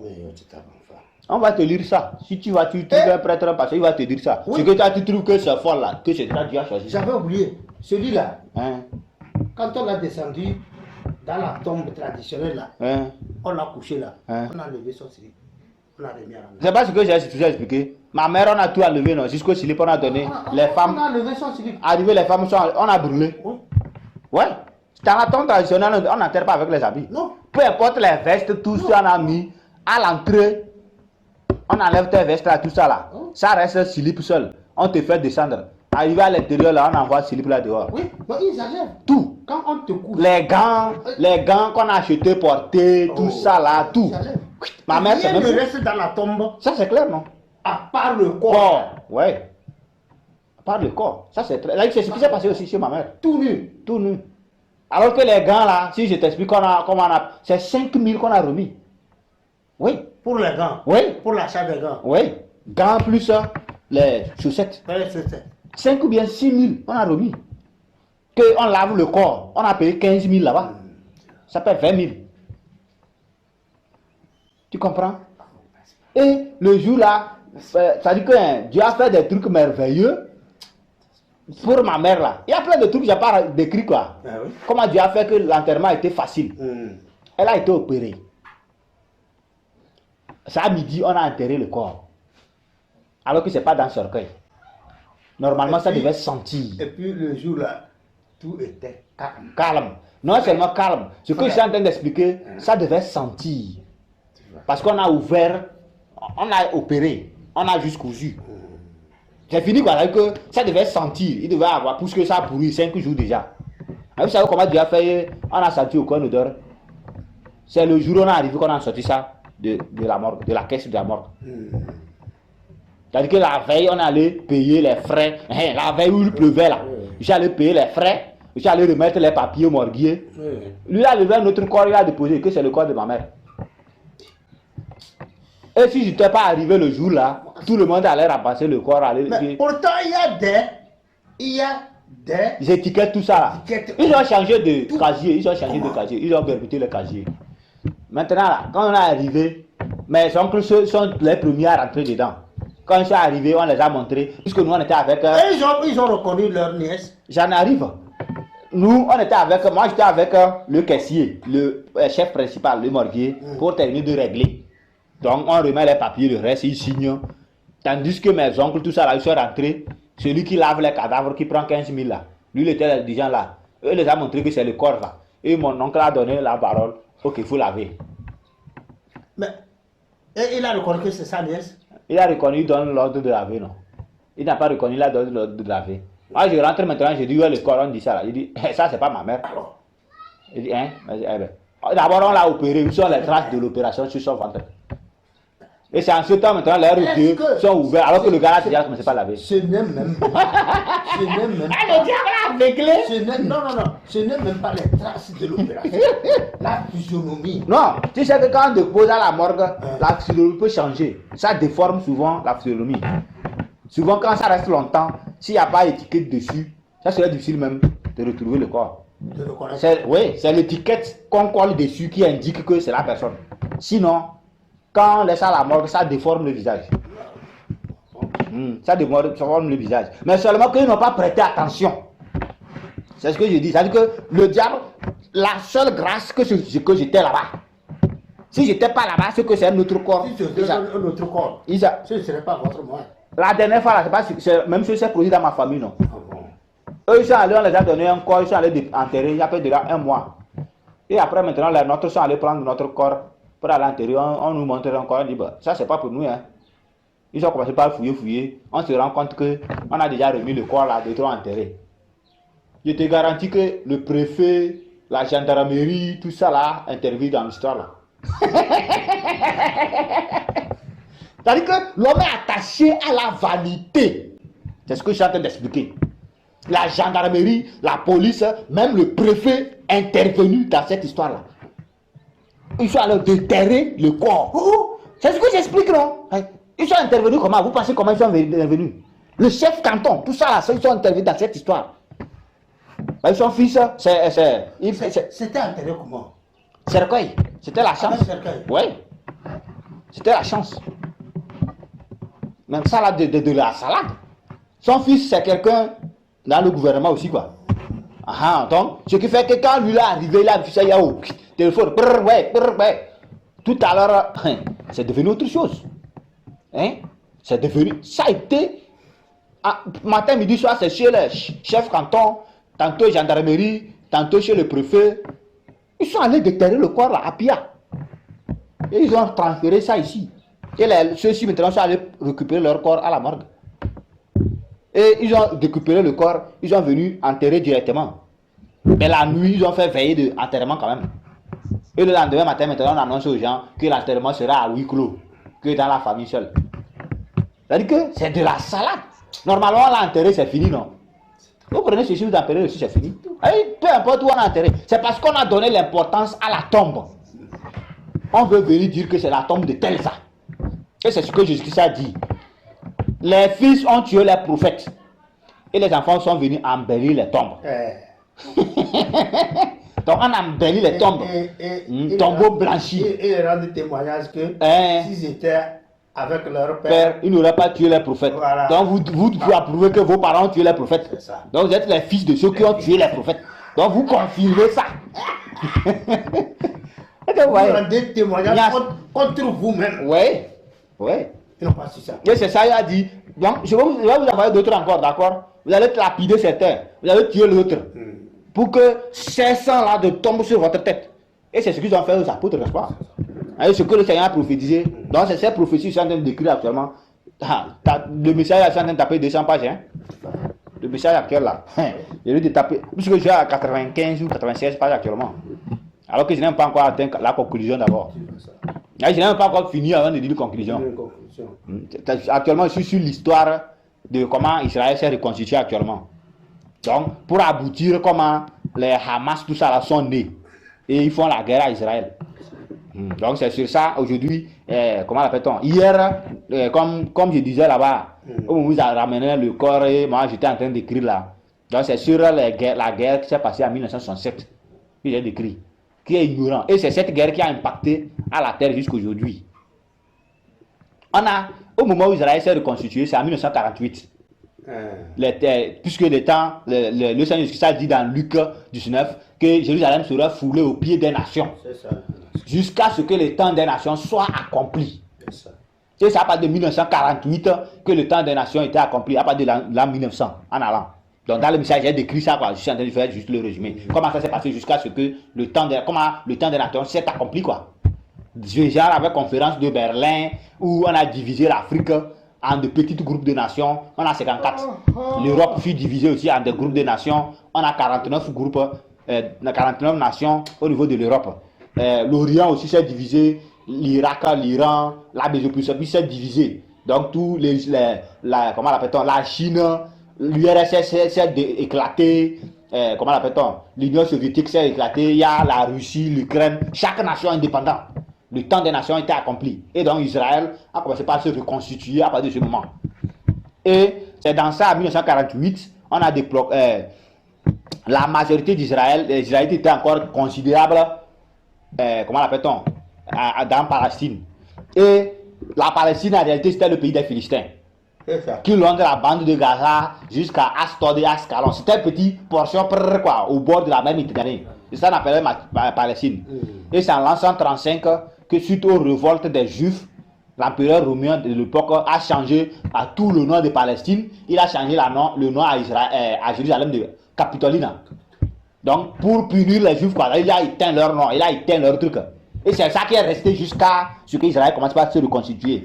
Et on appelle les terres de Judée, Palestine. Donc, quand ils sont revenus, comme les Juifs sont considérables, ils étaient sous mandat britannique. Et cette guerre maintenant entre les Juifs et les Israélites, entre les Juifs et les Arabes ont commencé. Parce que les Arabes ont vu que les Juifs étaient en train de rentrer massivement en Palestine là-bas. Donc il fallait les expulser de nouveau pour qu'ils puissent être en paix. Donc ils faisaient tout pour bloquer l'immigration, pour les tuer. Alors que sous mandat britannique maintenant, les Juifs ont fait ils ont eu formation de leur armée, formation de leur administration politique, tout ça là. Et la capitale Tel Aviv était créée. Les États-Unis furent les premiers à poser leur ambassade dans Tel Aviv. En 1949. Donc en 1848, ils ont comment l'appelle-t-on? Comme les Britanniques n'arrivaient plus à gérer le problème, ils ont confié le problème à la SDN, qui est devenue ONU. Société des Nations. Voilà, qui est devenue ONU.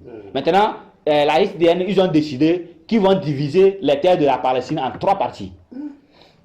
45%, ils donnent ça aux Arabes, à la Palestine, et 55%, on donne ça aux Juifs parce que c'est leur terre. Voilà. Maintenant, la 3e partie, c'était Jérusalem et Bethléem.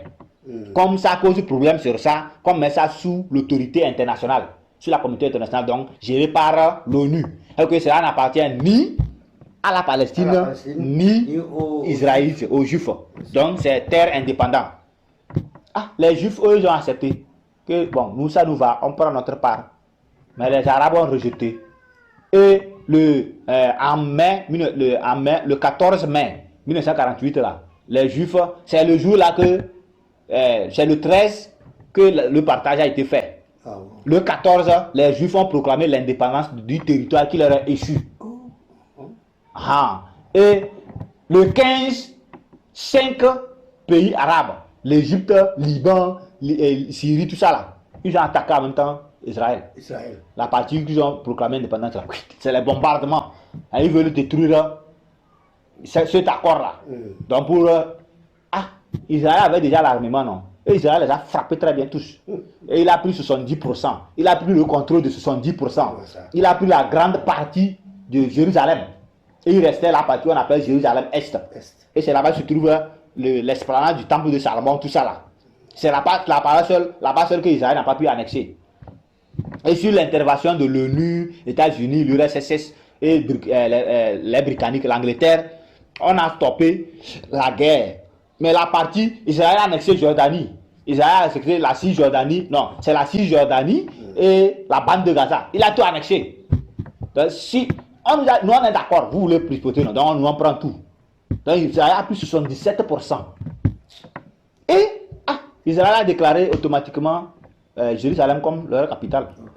Puisqu'on nous a partagé, nous on a accepté, vous avez riposté et vous nous avez attaqué. Alors on a le droit de se défendre. Ils ont récupéré cette terre-là. Puisque ça nous appartenait depuis. Ils ont acquis ça des siècles.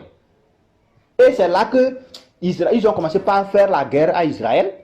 Ils ont inventé, comment appelle-t-on, l'OLP, Organisation de la Libération de la Palestine. Et c'est dans ça il y avait les Yasser Arafat. Actuellement c'est Mahmoud Abbas qui dirige ça. Donc, l'objectif de l'OLP qui veut éradiquer Israël à 100% de leur terre. Alors que ce n'est pas possible, ce sont des prophéties qui s'accomplissent. Le temps des nations étant accompli, et ils sont obligés de revenir pour reprendre l'adoration de la loi de Moïse. Le temple de Salomon, ils doivent reconstruire ça, tel que j'avais expliqué dans les messages précédents, et c'est ça maintenant qui va aboutir sur l'Apocalypse. C'est obligé quoi, ils doivent revenir, ça c'est pas un souci. Depuis 1948 là, jusqu'à nos jours, les Arabes ont toujours fait la guerre à Israël, mais Israël les a toujours frappés. Ils ne peuvent pas. Ils ont toujours fait la guerre à Israël, Israël les a toujours frappés. Et l'histoire, en 57, ils ont fait la guerre à Israël, Israël les a frappés. Et en 67, c'était la plus grande guerre, on appelle la guerre des 6 jours, où Israël a frappé l'Égypte, la Syrie, et comment l'appelle-t-on, l'Égypte, la Syrie, la Jordanie et le Liban. Israël les a frappés. C'est-à-dire que si c'est frappé là, c'est ça que j'ai décrit hier aujourd'hui. Là, je regardais comment la guerre s'est passée. C'est extraordinaire quoi. Puisque dans tout, Israël cherchait une solution diplomatique. Lui, il cherchait toujours diplomatique. On négocie pour qu'on s'entende pour vivre. Mais les Arabes ont dit, niet, hors de question que votre nation existe. C'est-à-dire, comme je l'ai dit, et dans tout ça là, c'est le diable qui suscite les choses. Parce que l'antéchrist viendra, il va mettre la paix. Qu'on dise que c'est lui qui est venu, il a calmé les choses. La fausse paix qui doit apporter la terre là. Et cette guerre là, c'est l'esprit de l'antéchrist qui agit. Vous opposez-vous contre eux. Vous, jusqu'à ce que l'antéchrist viendra, et quand il va venir, il va apporter la fausse paix dans laquelle toute la terre va abandonner Dieu. Toute la terre va abandonner Jésus-Christ pour s'attacher à lui. Et c'est ça qui est en train de se passer quoi. Ce n'est rien du tout. C'est l'esprit de l'antéchrist qui est en train d'agir tout ça là. Donc en 1967, Israël les a frappés correctement. Et depuis ce temps, tous ils craignent Israël, mais ils continuent de frapper Israël, ils continuent d'attaquer Israël. Et au fur et à mesure maintenant, celui-ci a renforcé son armement auprès des Britanniques pour commencer. Israël a commencé par les Britanniques, puisqu'ils étaient sous mandat britannique. C'est les Britanniques qui avaient colonisé Israël, la Palestine, la Syrie. Donc, comme, comment l'appelle-t-on, la Palestine, la Britannique n'arrivait plus à gérer le problème arabe et juif qui montait, il a donné ça à la SDN, n'est-ce pas? Donc, la SDN a diffusé, Israël a proclamé son indépendance et automatiquement Israël s'est choisi l'allié le plus dangereux que tout le monde craint, les États-Unis. Et ce sont eux maintenant qui ont armé véritablement Israël. Et c'est dans ça qu'Israël, d'abord avant qu'ils ne franchissent, les Britanniques les avaient déjà formés. Les Britanniques les avaient déjà fourni un peu d'armement et autres. Au même moment, l'Union soviétique aussi les avait soutenus un peu avant que cette guerre ne se déclenche. Quand la guerre s'est déclenchée maintenant, l'Union soviétique s'est retirée, s'est reliée aux Arabes parce que les Arabes sont beaucoup. Il y a beaucoup de pays arabes qui soutiennent, donc les Britanniques se sont alliés aussi aux Arabes et Israël s'est rallié aux États-Unis. Donc c'est cette guerre qui est là jusqu'aujourd'hui, ce n'est rien du tout. Quand on regarde Hamas, tout ça, là, Hamas c'est rien. C'est cette guerre qui est là. Actuellement, c'est en train de... Pour que les gens comprennent que c'est des prophéties qui s'accomplissent. Cette vanité dans laquelle on est là, c'est elle qui a accompli. C'est ça les apôtres ont prophétisé. Dans les derniers jours, voilà ce qui va arriver. On dit les gens seront égoïstes. Amis de l'argent, fanfarons, hautains, blasphémateurs, irréligieux, ingrats, rebelles à leurs parents, dépourvus de sens, déloyaux, calomniateurs. C'est ça qu'on a décrit avec l'enterrement, l'hypocrisie dans laquelle on vit, quoi. C'est accompli parfaitement, quoi. L'hypocrisie dans laquelle on vit, c'est accompli parfaitement. Seulement que c'est à quoi j'en venais sur l'enterrement, tout ça là. Ils disaient qu'ils ont abandonné la vie. Nous tous. Cette guerre d'Israël nous conduit actuellement vers la mort, vers la fin de cette terre. Ces prophéties sont en train de s'accomplir au même moment que toute la terre a abandonné la vie. Personne ne se soucie de son âme. Chacun, quand on se levait matin, midi, soir, c'est courir. On cherche qui? L'argent. Tout le monde, chacun poursuit l'argent. Dans ces funérailles, qu'est-ce qu'on a expliqué? C'est l'argent qui était au cœur du problème. C'est l'argent qui était au cœur du souci. Donc, si ils se débattent, ce n'est rien d'autre que l'argent qui est au cœur du souci. Les pleureurs, quand on les a payés, sont venus pleurer. Ou bien? Donc, le cercueil, on a donné le cercueil. C'est pour l'argent. Ça, c'est clair. Les oncles, si on était avec un pot de 100 000, on dit, on vient, on se procède, on les donne. Est-ce qu'il y a un souci? Rapidement, même, on amène une voiture en gare. On les prend pour les amener. Rapidement, ça là, est-ce qu'on va discuter même? Est-ce qu'on a débattu dans ça là? Supposons que vous allez là-bas avec enveloppe de 100 000, avec des bouteilles, sucreries, la bière en gogo, vous les donnez à boire et vous garez la voiture. Vous allez même la déplacer. Ça allait pas du temps. Donc, ils sont en colère parce que bon, ils n'ont jamais mangé votre franc. Ils n'ont jamais goûté à votre 25. N'est-ce pas? Donc, toute la terre est soumise à la vanité au total. Quand je regarde toute la terre, c'est à la vanité. Tout ce qu'on fait, on ne regarde point à la vie. Tout ce que l'homme a créé, c'est pour s'auto-détruire. Aujourd'hui, ce matin, même on s'est taquiné. Hier soir, vous savez ce qu'on a mangé? C'est les mangots qu'on a sucé, on a dormi. Ce matin, on s'est réveillé, c'est les mangots qu'on a sucé. On est en paix, en bonne santé. Ah, mais bien sûr. C'est-à-dire qu'on s'est posé la question, mais c'est-à-dire qu'on se rend compte qu'au fait, c'est ce que Dieu a donné à l'homme. Dans le jardin. Mais quand les choses, c'est à Babylone, non? Quand on les a transportés là-bas, là. Quoi? Shadrach, Meshach, Abednego. Et même Daniel. Daniel, ouais, c'est les fruits. Des légumes. Des légumes, oui. Des légumes, ils prenaient les mets des rois, tout ça là. Ils disaient, non, on ne veut pas. On ne veut pas se suivre avec ça. Et l'intendant dit que, non. Mais vous exposez ma vie. Parce que dans quelque temps, si le roi vient. Il voit votre visage. Un peu mince, quoi, tout un tas de choses, mais. Il va me tuer. Il va me tuer. Parce que ça veut dire que je vous nourris mal. Il dit non. Essaie-nous 10 jours. Et tu vas voir comment ça va donner. Tu vas faire la chose. Après 10 jours, on a fait les tests. Les gens, plus quoi. Ils étaient en bon point. Oui. À tous les points de vue. Ça, c'est très clair. Et là-bas, il y a un secret qu'on ne voit pas. C'est la loi de Moïse suivant. Shadrach, Meshach, tout ça. C'est la loi de Moïse suivant. Parce que la loi de Moïse les a interdit de manger avec les païens. Oui. Donc, avec les païens, là, c'est que des aliments souillés, quoi. Voilà. C'est pourquoi ils ont dit, nous, on ne va pas se souiller avec les mains du roi. C'est la loi de Moïse suivant. Tu vois ça. Ici, c'est-à-dire que le point capital, nous, on est en train d'expliquer ici, même c'est dans le jardin. Qu'est-ce que Dieu a donné à Adam? C'est les fruits du jardin. C'est les fruits du jardin, Dieu lui a donné. On dit tous les arbres foutus. C'est-à-dire, on est resté, on riait, c'est comme blague. Quand on dit les fruits du jardin, là, qu'est-ce qu'on commande? Le manguier, l'orangier, bananier, les avocats, le français dit les bananes, les agrumes. Voilà, les agrumes. Ou bien, ananas, pommes. Pommes, on mange pommes ou pas? Pourquoi pas?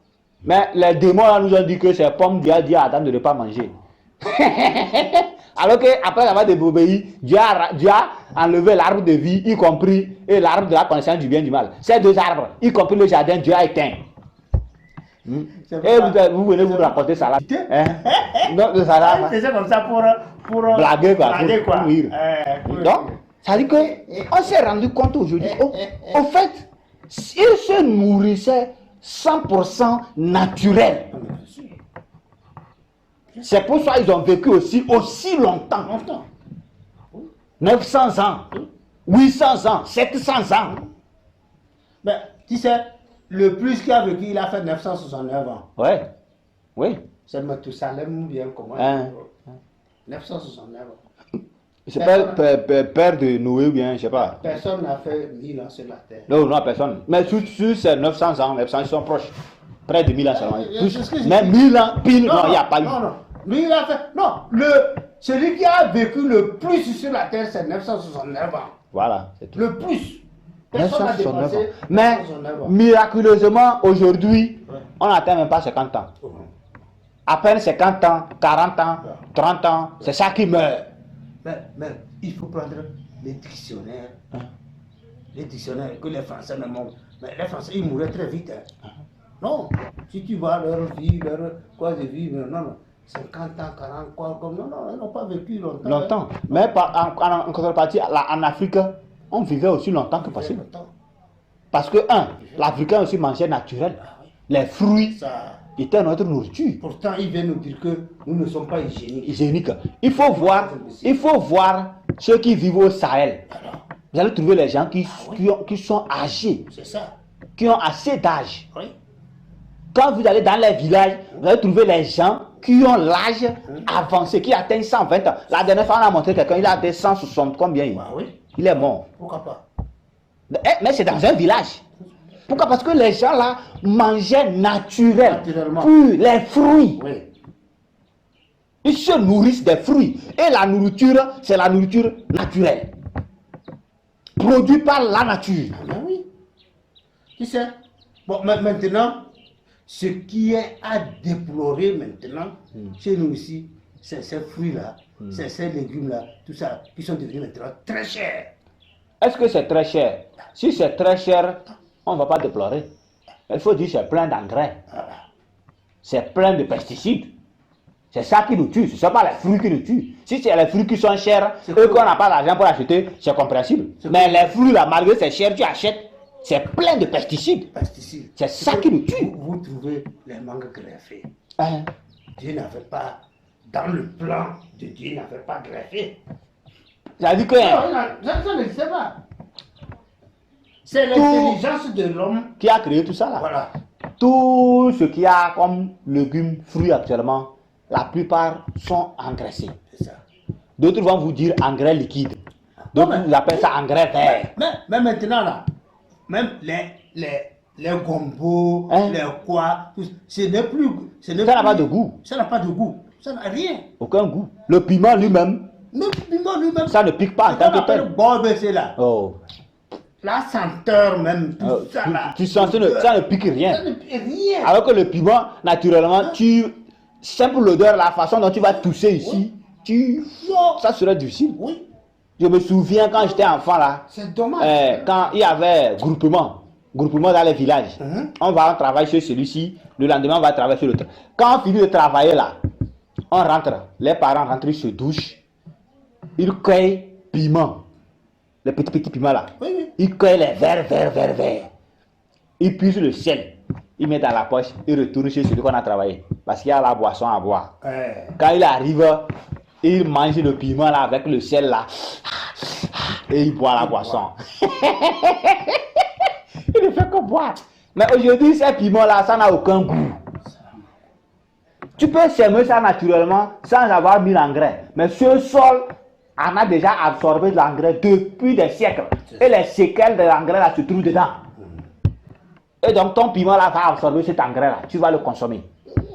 Quand tu mets 2 sacs d'engrais, la terre mange un sac et toi-même tu manges un sac. Parce que l'autre sac passe dans tous les aliments que tu as semés, tandis que la terre et les herbes mangent l'autre sac. Maintenant, chaque année, prenons que tu manges un sac d'engrais. C'est quoi Dieu a promis dans ton organisme pour éliminer ça? Dieu a créé quelque chose dans notre organisme pour éliminer l'engrais. Maintenant, tous ces tonnes d'engrais, tous ces tonnes de ces débris qui s'accrochent dans ton sang, qui t'accrochent à tes os, à tes nerfs, À un temps donné, les nerfs ne supportent pas. Comment tu ne peux pas faire AVC? Comment tu ne peux pas faire diabète? Comment tu ne peux pas faire tension? Tu craques, tu meurs. Tu meurs. Mais parce que c'est des trucs, il n'y a rien qui est prévu dans l'organisme pour éliminer ça. Dieu n'a rien prévu pour éliminer. C'est-à-dire que quand il rentre, il est accosté dans ton sang. Il reste là-bas à vie. Une autre surprise qui vient d'ajouter, c'est nos cubes. Et les deux là sont les mêmes quoi. Ils ont les mêmes effets quoi. Le cube, l'engrais là, il est en train de tuer une partie. Le cube vient, il tue une autre partie parce qu'on veut sentir la douceur dans notre bouche. On veut sentir la douceur dans notre bouche. J'étais dans le bus, comment vous appelez ça? Les longs bus. LKE là. L'autre là. Autobus non ou bien? Adi? Ou bien? Avant Adi. Rakieta. Oui. Rakieta. Ouais. Mais la femme, elle est montée à quel niveau et elle est descendue à Tapamé. Elle nous dit et elle demandait de l'excuse à ces autres femmes de ne pas du tout consommer le cube. Que c'est le cube qui tue le sexe de vos maris. Non, c'est une femme. Ça, c'est très clair, non? C'est-à-dire que c'est ça. Comment l'appelle-t-on? J'ai cherché, j'ai suivi l'histoire du cube. Comment le cube est né? Le premier cube, c'était Jumbo. Oui. Ils ont fabriqué cube. Au début, c'était pur. C'était les crevettes qu'on utilisait pour fabriquer le cube. En ces temps-là, comment l'appelle-t-on? Acquérir la viande, c'était difficile pour les esclaves. Donc, ils prenaient les crevettes, ils transforment de sorte que quand tu mets dans la sauce, au moins ça a le goût de la viande. Ça a le goût de la viande. C'est-à-dire qu'au moins tu sens. Ça nourrit quand même. Voilà, puisque c'est des crevettes qu'on a traversées. C'est quand on parlait de jumbo crevettes. C'est ça. Et c'était vraiment des crevettes qu'on utilisait. Oui, naturelles. Oui. Ils pêchaient ça dans la mer, on met dans les usines, on transforme et ils font le cube. Et c'est à partir de, comment l'appelle-t-on, vos histoires d'indépendance et consorts, qu'ils ont trouvé que bon, vous là, vous enfantez trop. Vous mettez trop. Pourquoi? Polygamie. Il va falloir trouver une solution pour freiner ça. Le cube dont vous êtes déjà habitué à manger là, si on ajoute 2 ou 3 ingrédients dedans, c'est toujours doux, non? Ou bien? Tandis que l'ingrédient lui fait son travail à long terme. J'ai fait sur ce que j'ai dit là, c'est pas quelque chose que j'ai sur YouTube, il y a plein de vidéos qui sont sur ça. Mais parce que le goût est déjà resté dans notre bouche. Je me souviens à quel point j'ai fait la guerre à la maman pour couper avec le cube là.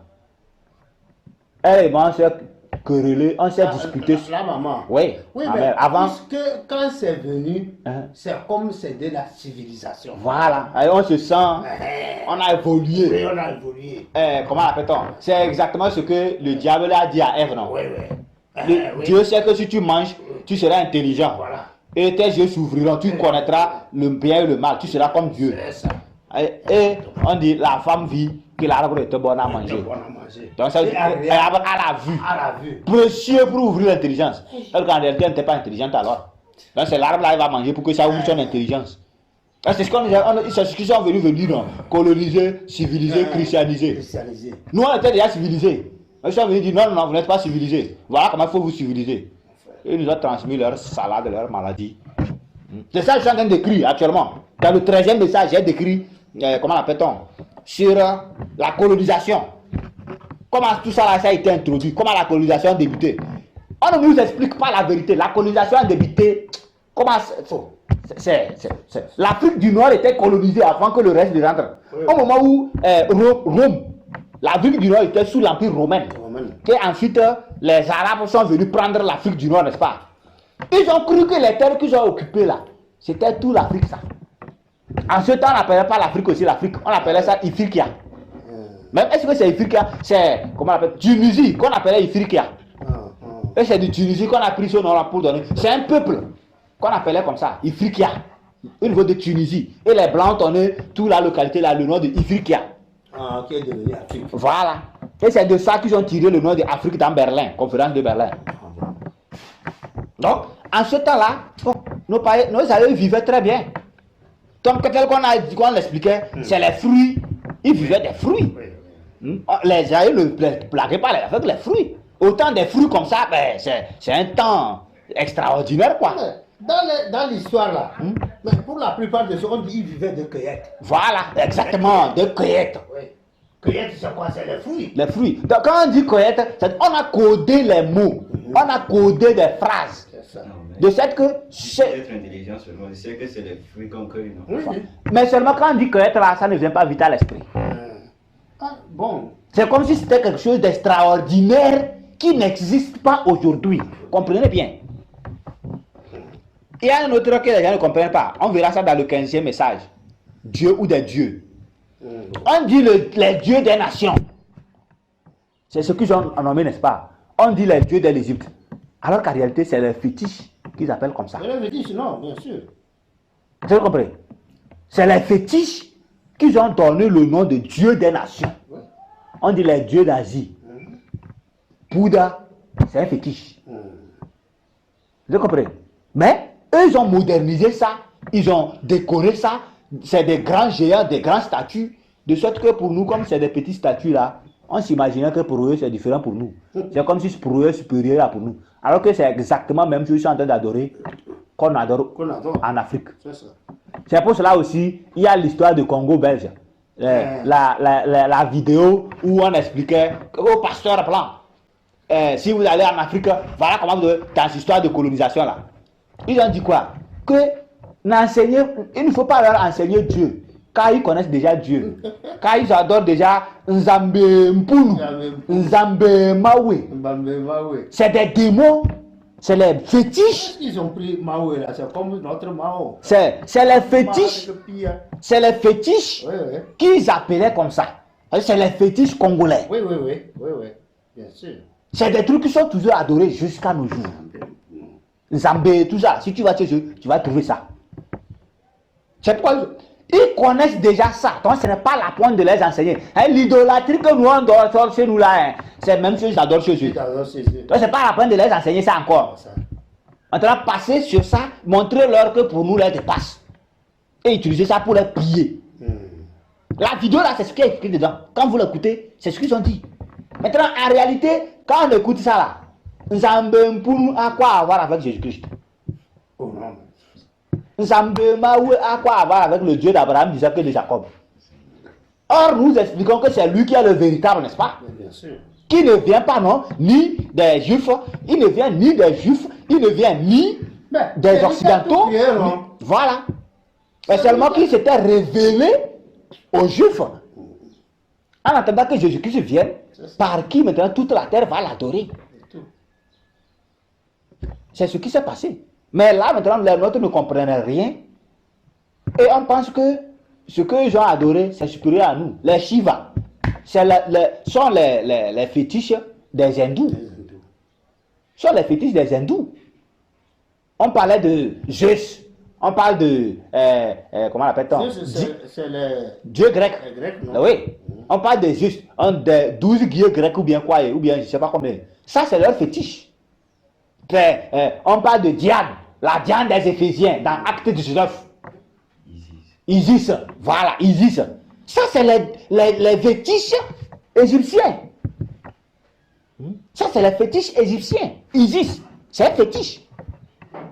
Mais pour rendre ça supérieur aux autres, ils ont donné ça le nom de Dieu des nations.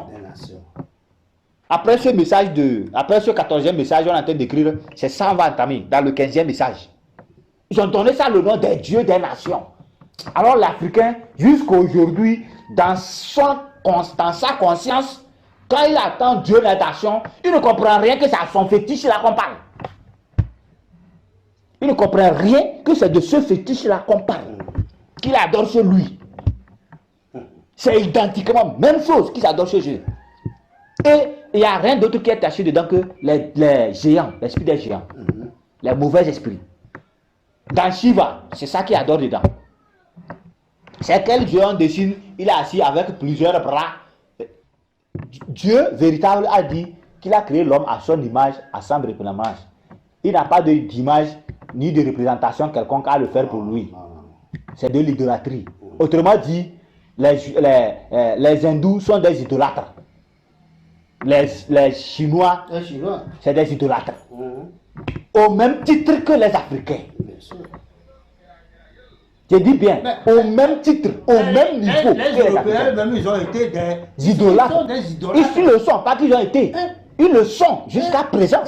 Surtout les Allemands là. Oui, il y a les dieux de l'Europe. Les Allemands. Oui. Oui. Il y a les dieux de l'Europe. Ils sont là. Les dieux de l'Amérique, ils sont là. Brésil a adoré le veau d'or la dernière fois, n'est-ce pas? Dans leur jeu olympique là. C'est le veau d'or qu'ils adorent. Ils ont affiché ça maintenant publiquement. N'est-ce pas? Le veau d'or que Aaron et ces choses ont fabriqué dans le désert, Dieu les a frappés. Ils sont allés participer à leur manifestation là-bas. C'est ce que ça a expliqué. C'est pas l'Égypte qui s'est quitté. C'est ça, non? C'est le veau d'or là. C'était déjà adoré en Égypte. Les Béninois aussi sont partis. Oui, oui. Le veau d'or là. C'était adoré en Égypte, non? Au temps de Moïse. Oui, oui. Quand ils ont quitté l'Égypte là, c'est ça. Les enfants d'Israël ont copié. Et dans le désert, au moment où Moïse était sur la montagne là, de Sinaï, il est en train de recevoir la construction du tabernacle l'autre pendant 40 jours là. Le peuple là, avec Aaron, dans Exode 32, ils ont fabriqué le veau d'or. N'est-ce pas? C'est le même veau d'or que le Brésil adore jusqu'à aujourd'hui. Qu'ils ont affiché publiquement à toute la terre. Donc, l'Égypte continue d'adorer ce veau d'or là. Et ce n'est pas comme si on sort sur l'internet pour vous montrer. Est-ce que chez nous, quand on fait comment l'appelle-t-on? Les rituels traditionnels des Vala là, on filme ça. Mais au moment où les gens viennent, ils voient les Vala en train de lutter, ils ne comprennent pas que c'est des sacrifices rituels qui ont été faits dans le secret. Bien sûr. À 4h du matin, à 5h du matin, sous les arbres, sous les trucs, avant d'en arriver à ce que vous allez venir, vous voyez une lutte. Tout ça là. C'est des sacrifices, des rituels. C'est pas seulement. Oui, non, c'est un exemple, j'ai pris par exemple d'autres. Condamnat. Oui. Il faut les condamner, tout ça là. Les sacrifices sont. Mais même.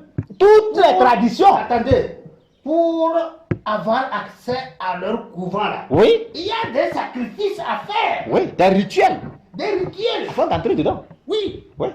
Et quand l'année finit, ils veulent rentrer tout ça là. Fermer. Quand ils rentrent, ils ferment là. Il y a les rituels. Pour fermer. Quand on dit et voilà a été fermé. Oui. Les rituels funérailles chez nous ici en février. L'ouverture, c'est des sacrifices rituels pour annoncer que maintenant vous pouvez faire. C'est ce que je vous ai dit.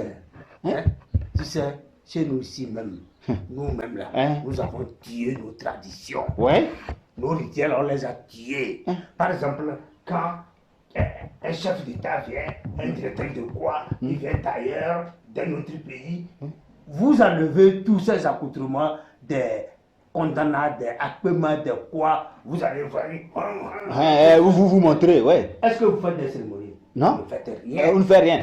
Qu'ils ont groupe folklorique. Folklorique, non. Alors qu'avant ça, là. Et après, quand ils retournent, est-ce qu'ils font les sacrifices rituels pour amener où? Ils ont déjà fabriqué ça, même déposé, qui n'a rien à voir avec eux. C'est ce que je dis. Vous avez tué vos traditions. Bon, de tout ça, c'est le diable, ça a servi toujours, donc de toutes les façons. C'est-à-dire que c'est ça, le monde a tué, a adoré. C'est ça que nous avons décrit dans le 15e message. C'est pourquoi le 15e message est titré Dieu ou des dieux. C'est ça. Pour que les humains comprennent que toute la face de la terre, nous sommes tous identiques. Qu'ils soient blancs, ou rouges, ou verts, ou café, nous tous, c'est les idoles. On a adoré. Chacun a appelé ça à sa manière, le nom qu'il veut. Le même démon que les Égyptiens ont appelé Isis, d'autres l'ont appelé Athéna. Bien sûr. D'autres l'ont appelé déesse Diane. Athéna, ça c'est en grec ça. Oui. Le même démon, le même idolâtrie, le même fétiche, les Athéniens l'ont appelé déesse Diane. Qui est décrit dans Acte 19. Le même démon, on a décrit dans Jérémie 44, on appelait la reine du ciel. La reine du ciel.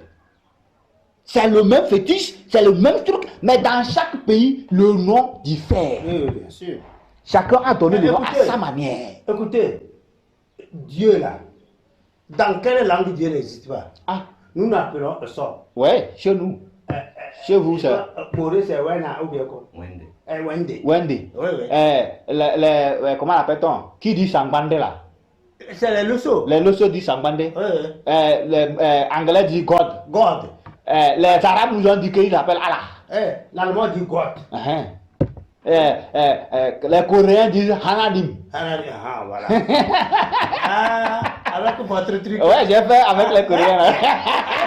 La bonne nouvelle là. La bonne nouvelle, voilà. Ils appellent Dieu Hananim. Hananim. Bon? Et Jésus, c'est Yeshinim. Yeshinim. Voilà. Mais tu sais, les Chinois appellent Jésus là. C'est comme nous. Ils s'appellent ça Yesu. Donc ça veut dire que c'est Kabia, il parle.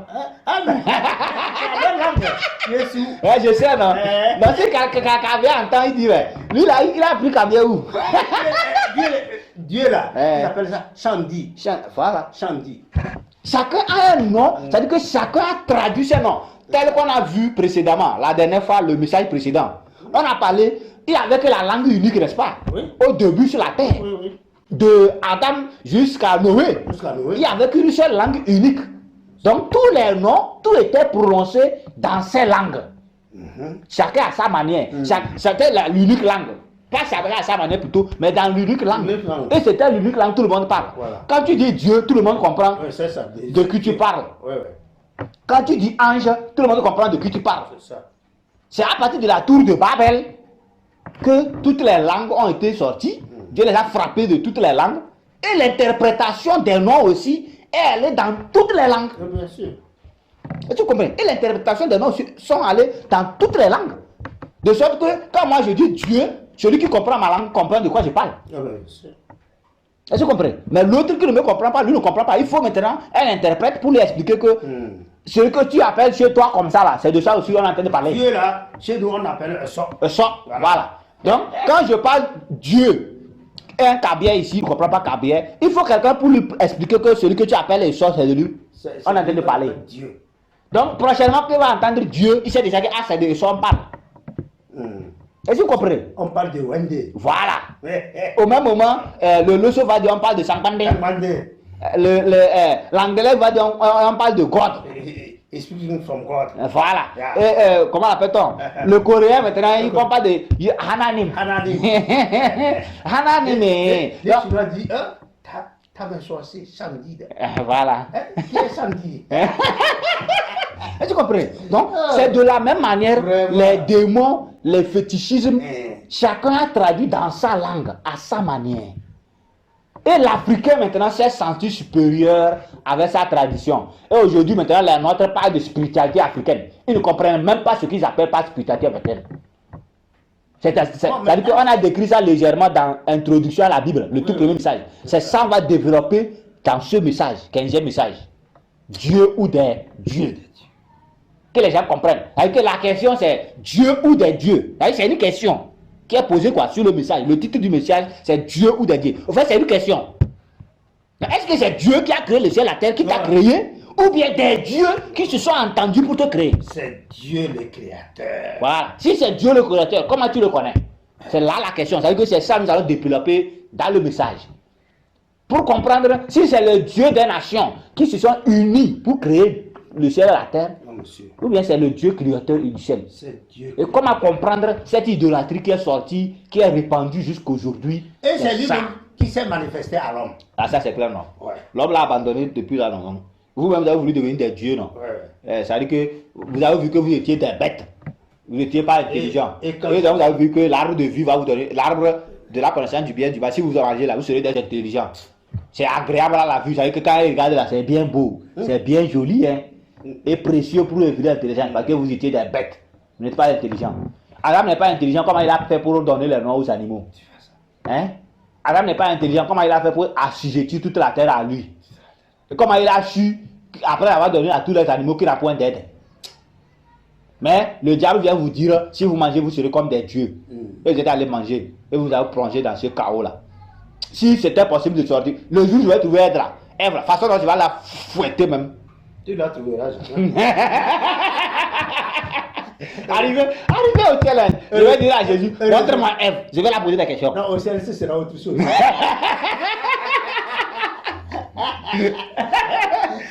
J'ai des questions à poser à Ève. Ah, non, là, ce n'est plus Ève. Il y a un chef suprême, Ça, le Seigneur. non, les choses anciennes sont passées, non. Ben c'est ça. Non, ça autre, c'est très clair. Les choses anciennes sont passées. Passé, non. Toutes les choses sont devenues nouvelles. Nouvelle. Voilà. Terminé. Mon frère, il t'a donné l'exercice là, tu as trouvé ça sur mon mur, à l'intérieur. Il y a 2 phrases qui sont écrites là-bas. Ah bon? Et ce sont ces 2 phrases qui ont déclenché mon ministère. C'est quoi là? Vous connaîtrez la vérité. Ce n'est même pas ça. Vous affranchira. La première phrase, c'est tout est accompli. Tout est accompli. Tout le monde connaît ça. Ça c'est sur la croix, ça. Voilà. Ouais. Tout le monde connaît cette phrase. Il a rendu l'âme. Oui. Ouais. La seconde phrase, c'est et il me dit, c'est fait. C'est fait. Il faut aller chercher toi aussi, donc exercice. Pour mercredi prochain, si Dieu le permet. C'est accompli. La seconde phrase, et il me dit, c'est fait. Ouais. Qu'est-ce qui signifie cette phrase? Avec bon, je vous laisse chercher. Donc, rendez-vous mercredi si Dieu le permet. Si Dieu nous fait la croix de grâce, on va se voir chez Frère Awake. Voilà, bien, on s'arrête ici. Et si Dieu le permet, on a 10h04. Si Dieu le permet, mercredi, on va se voir chez le Frère Awake.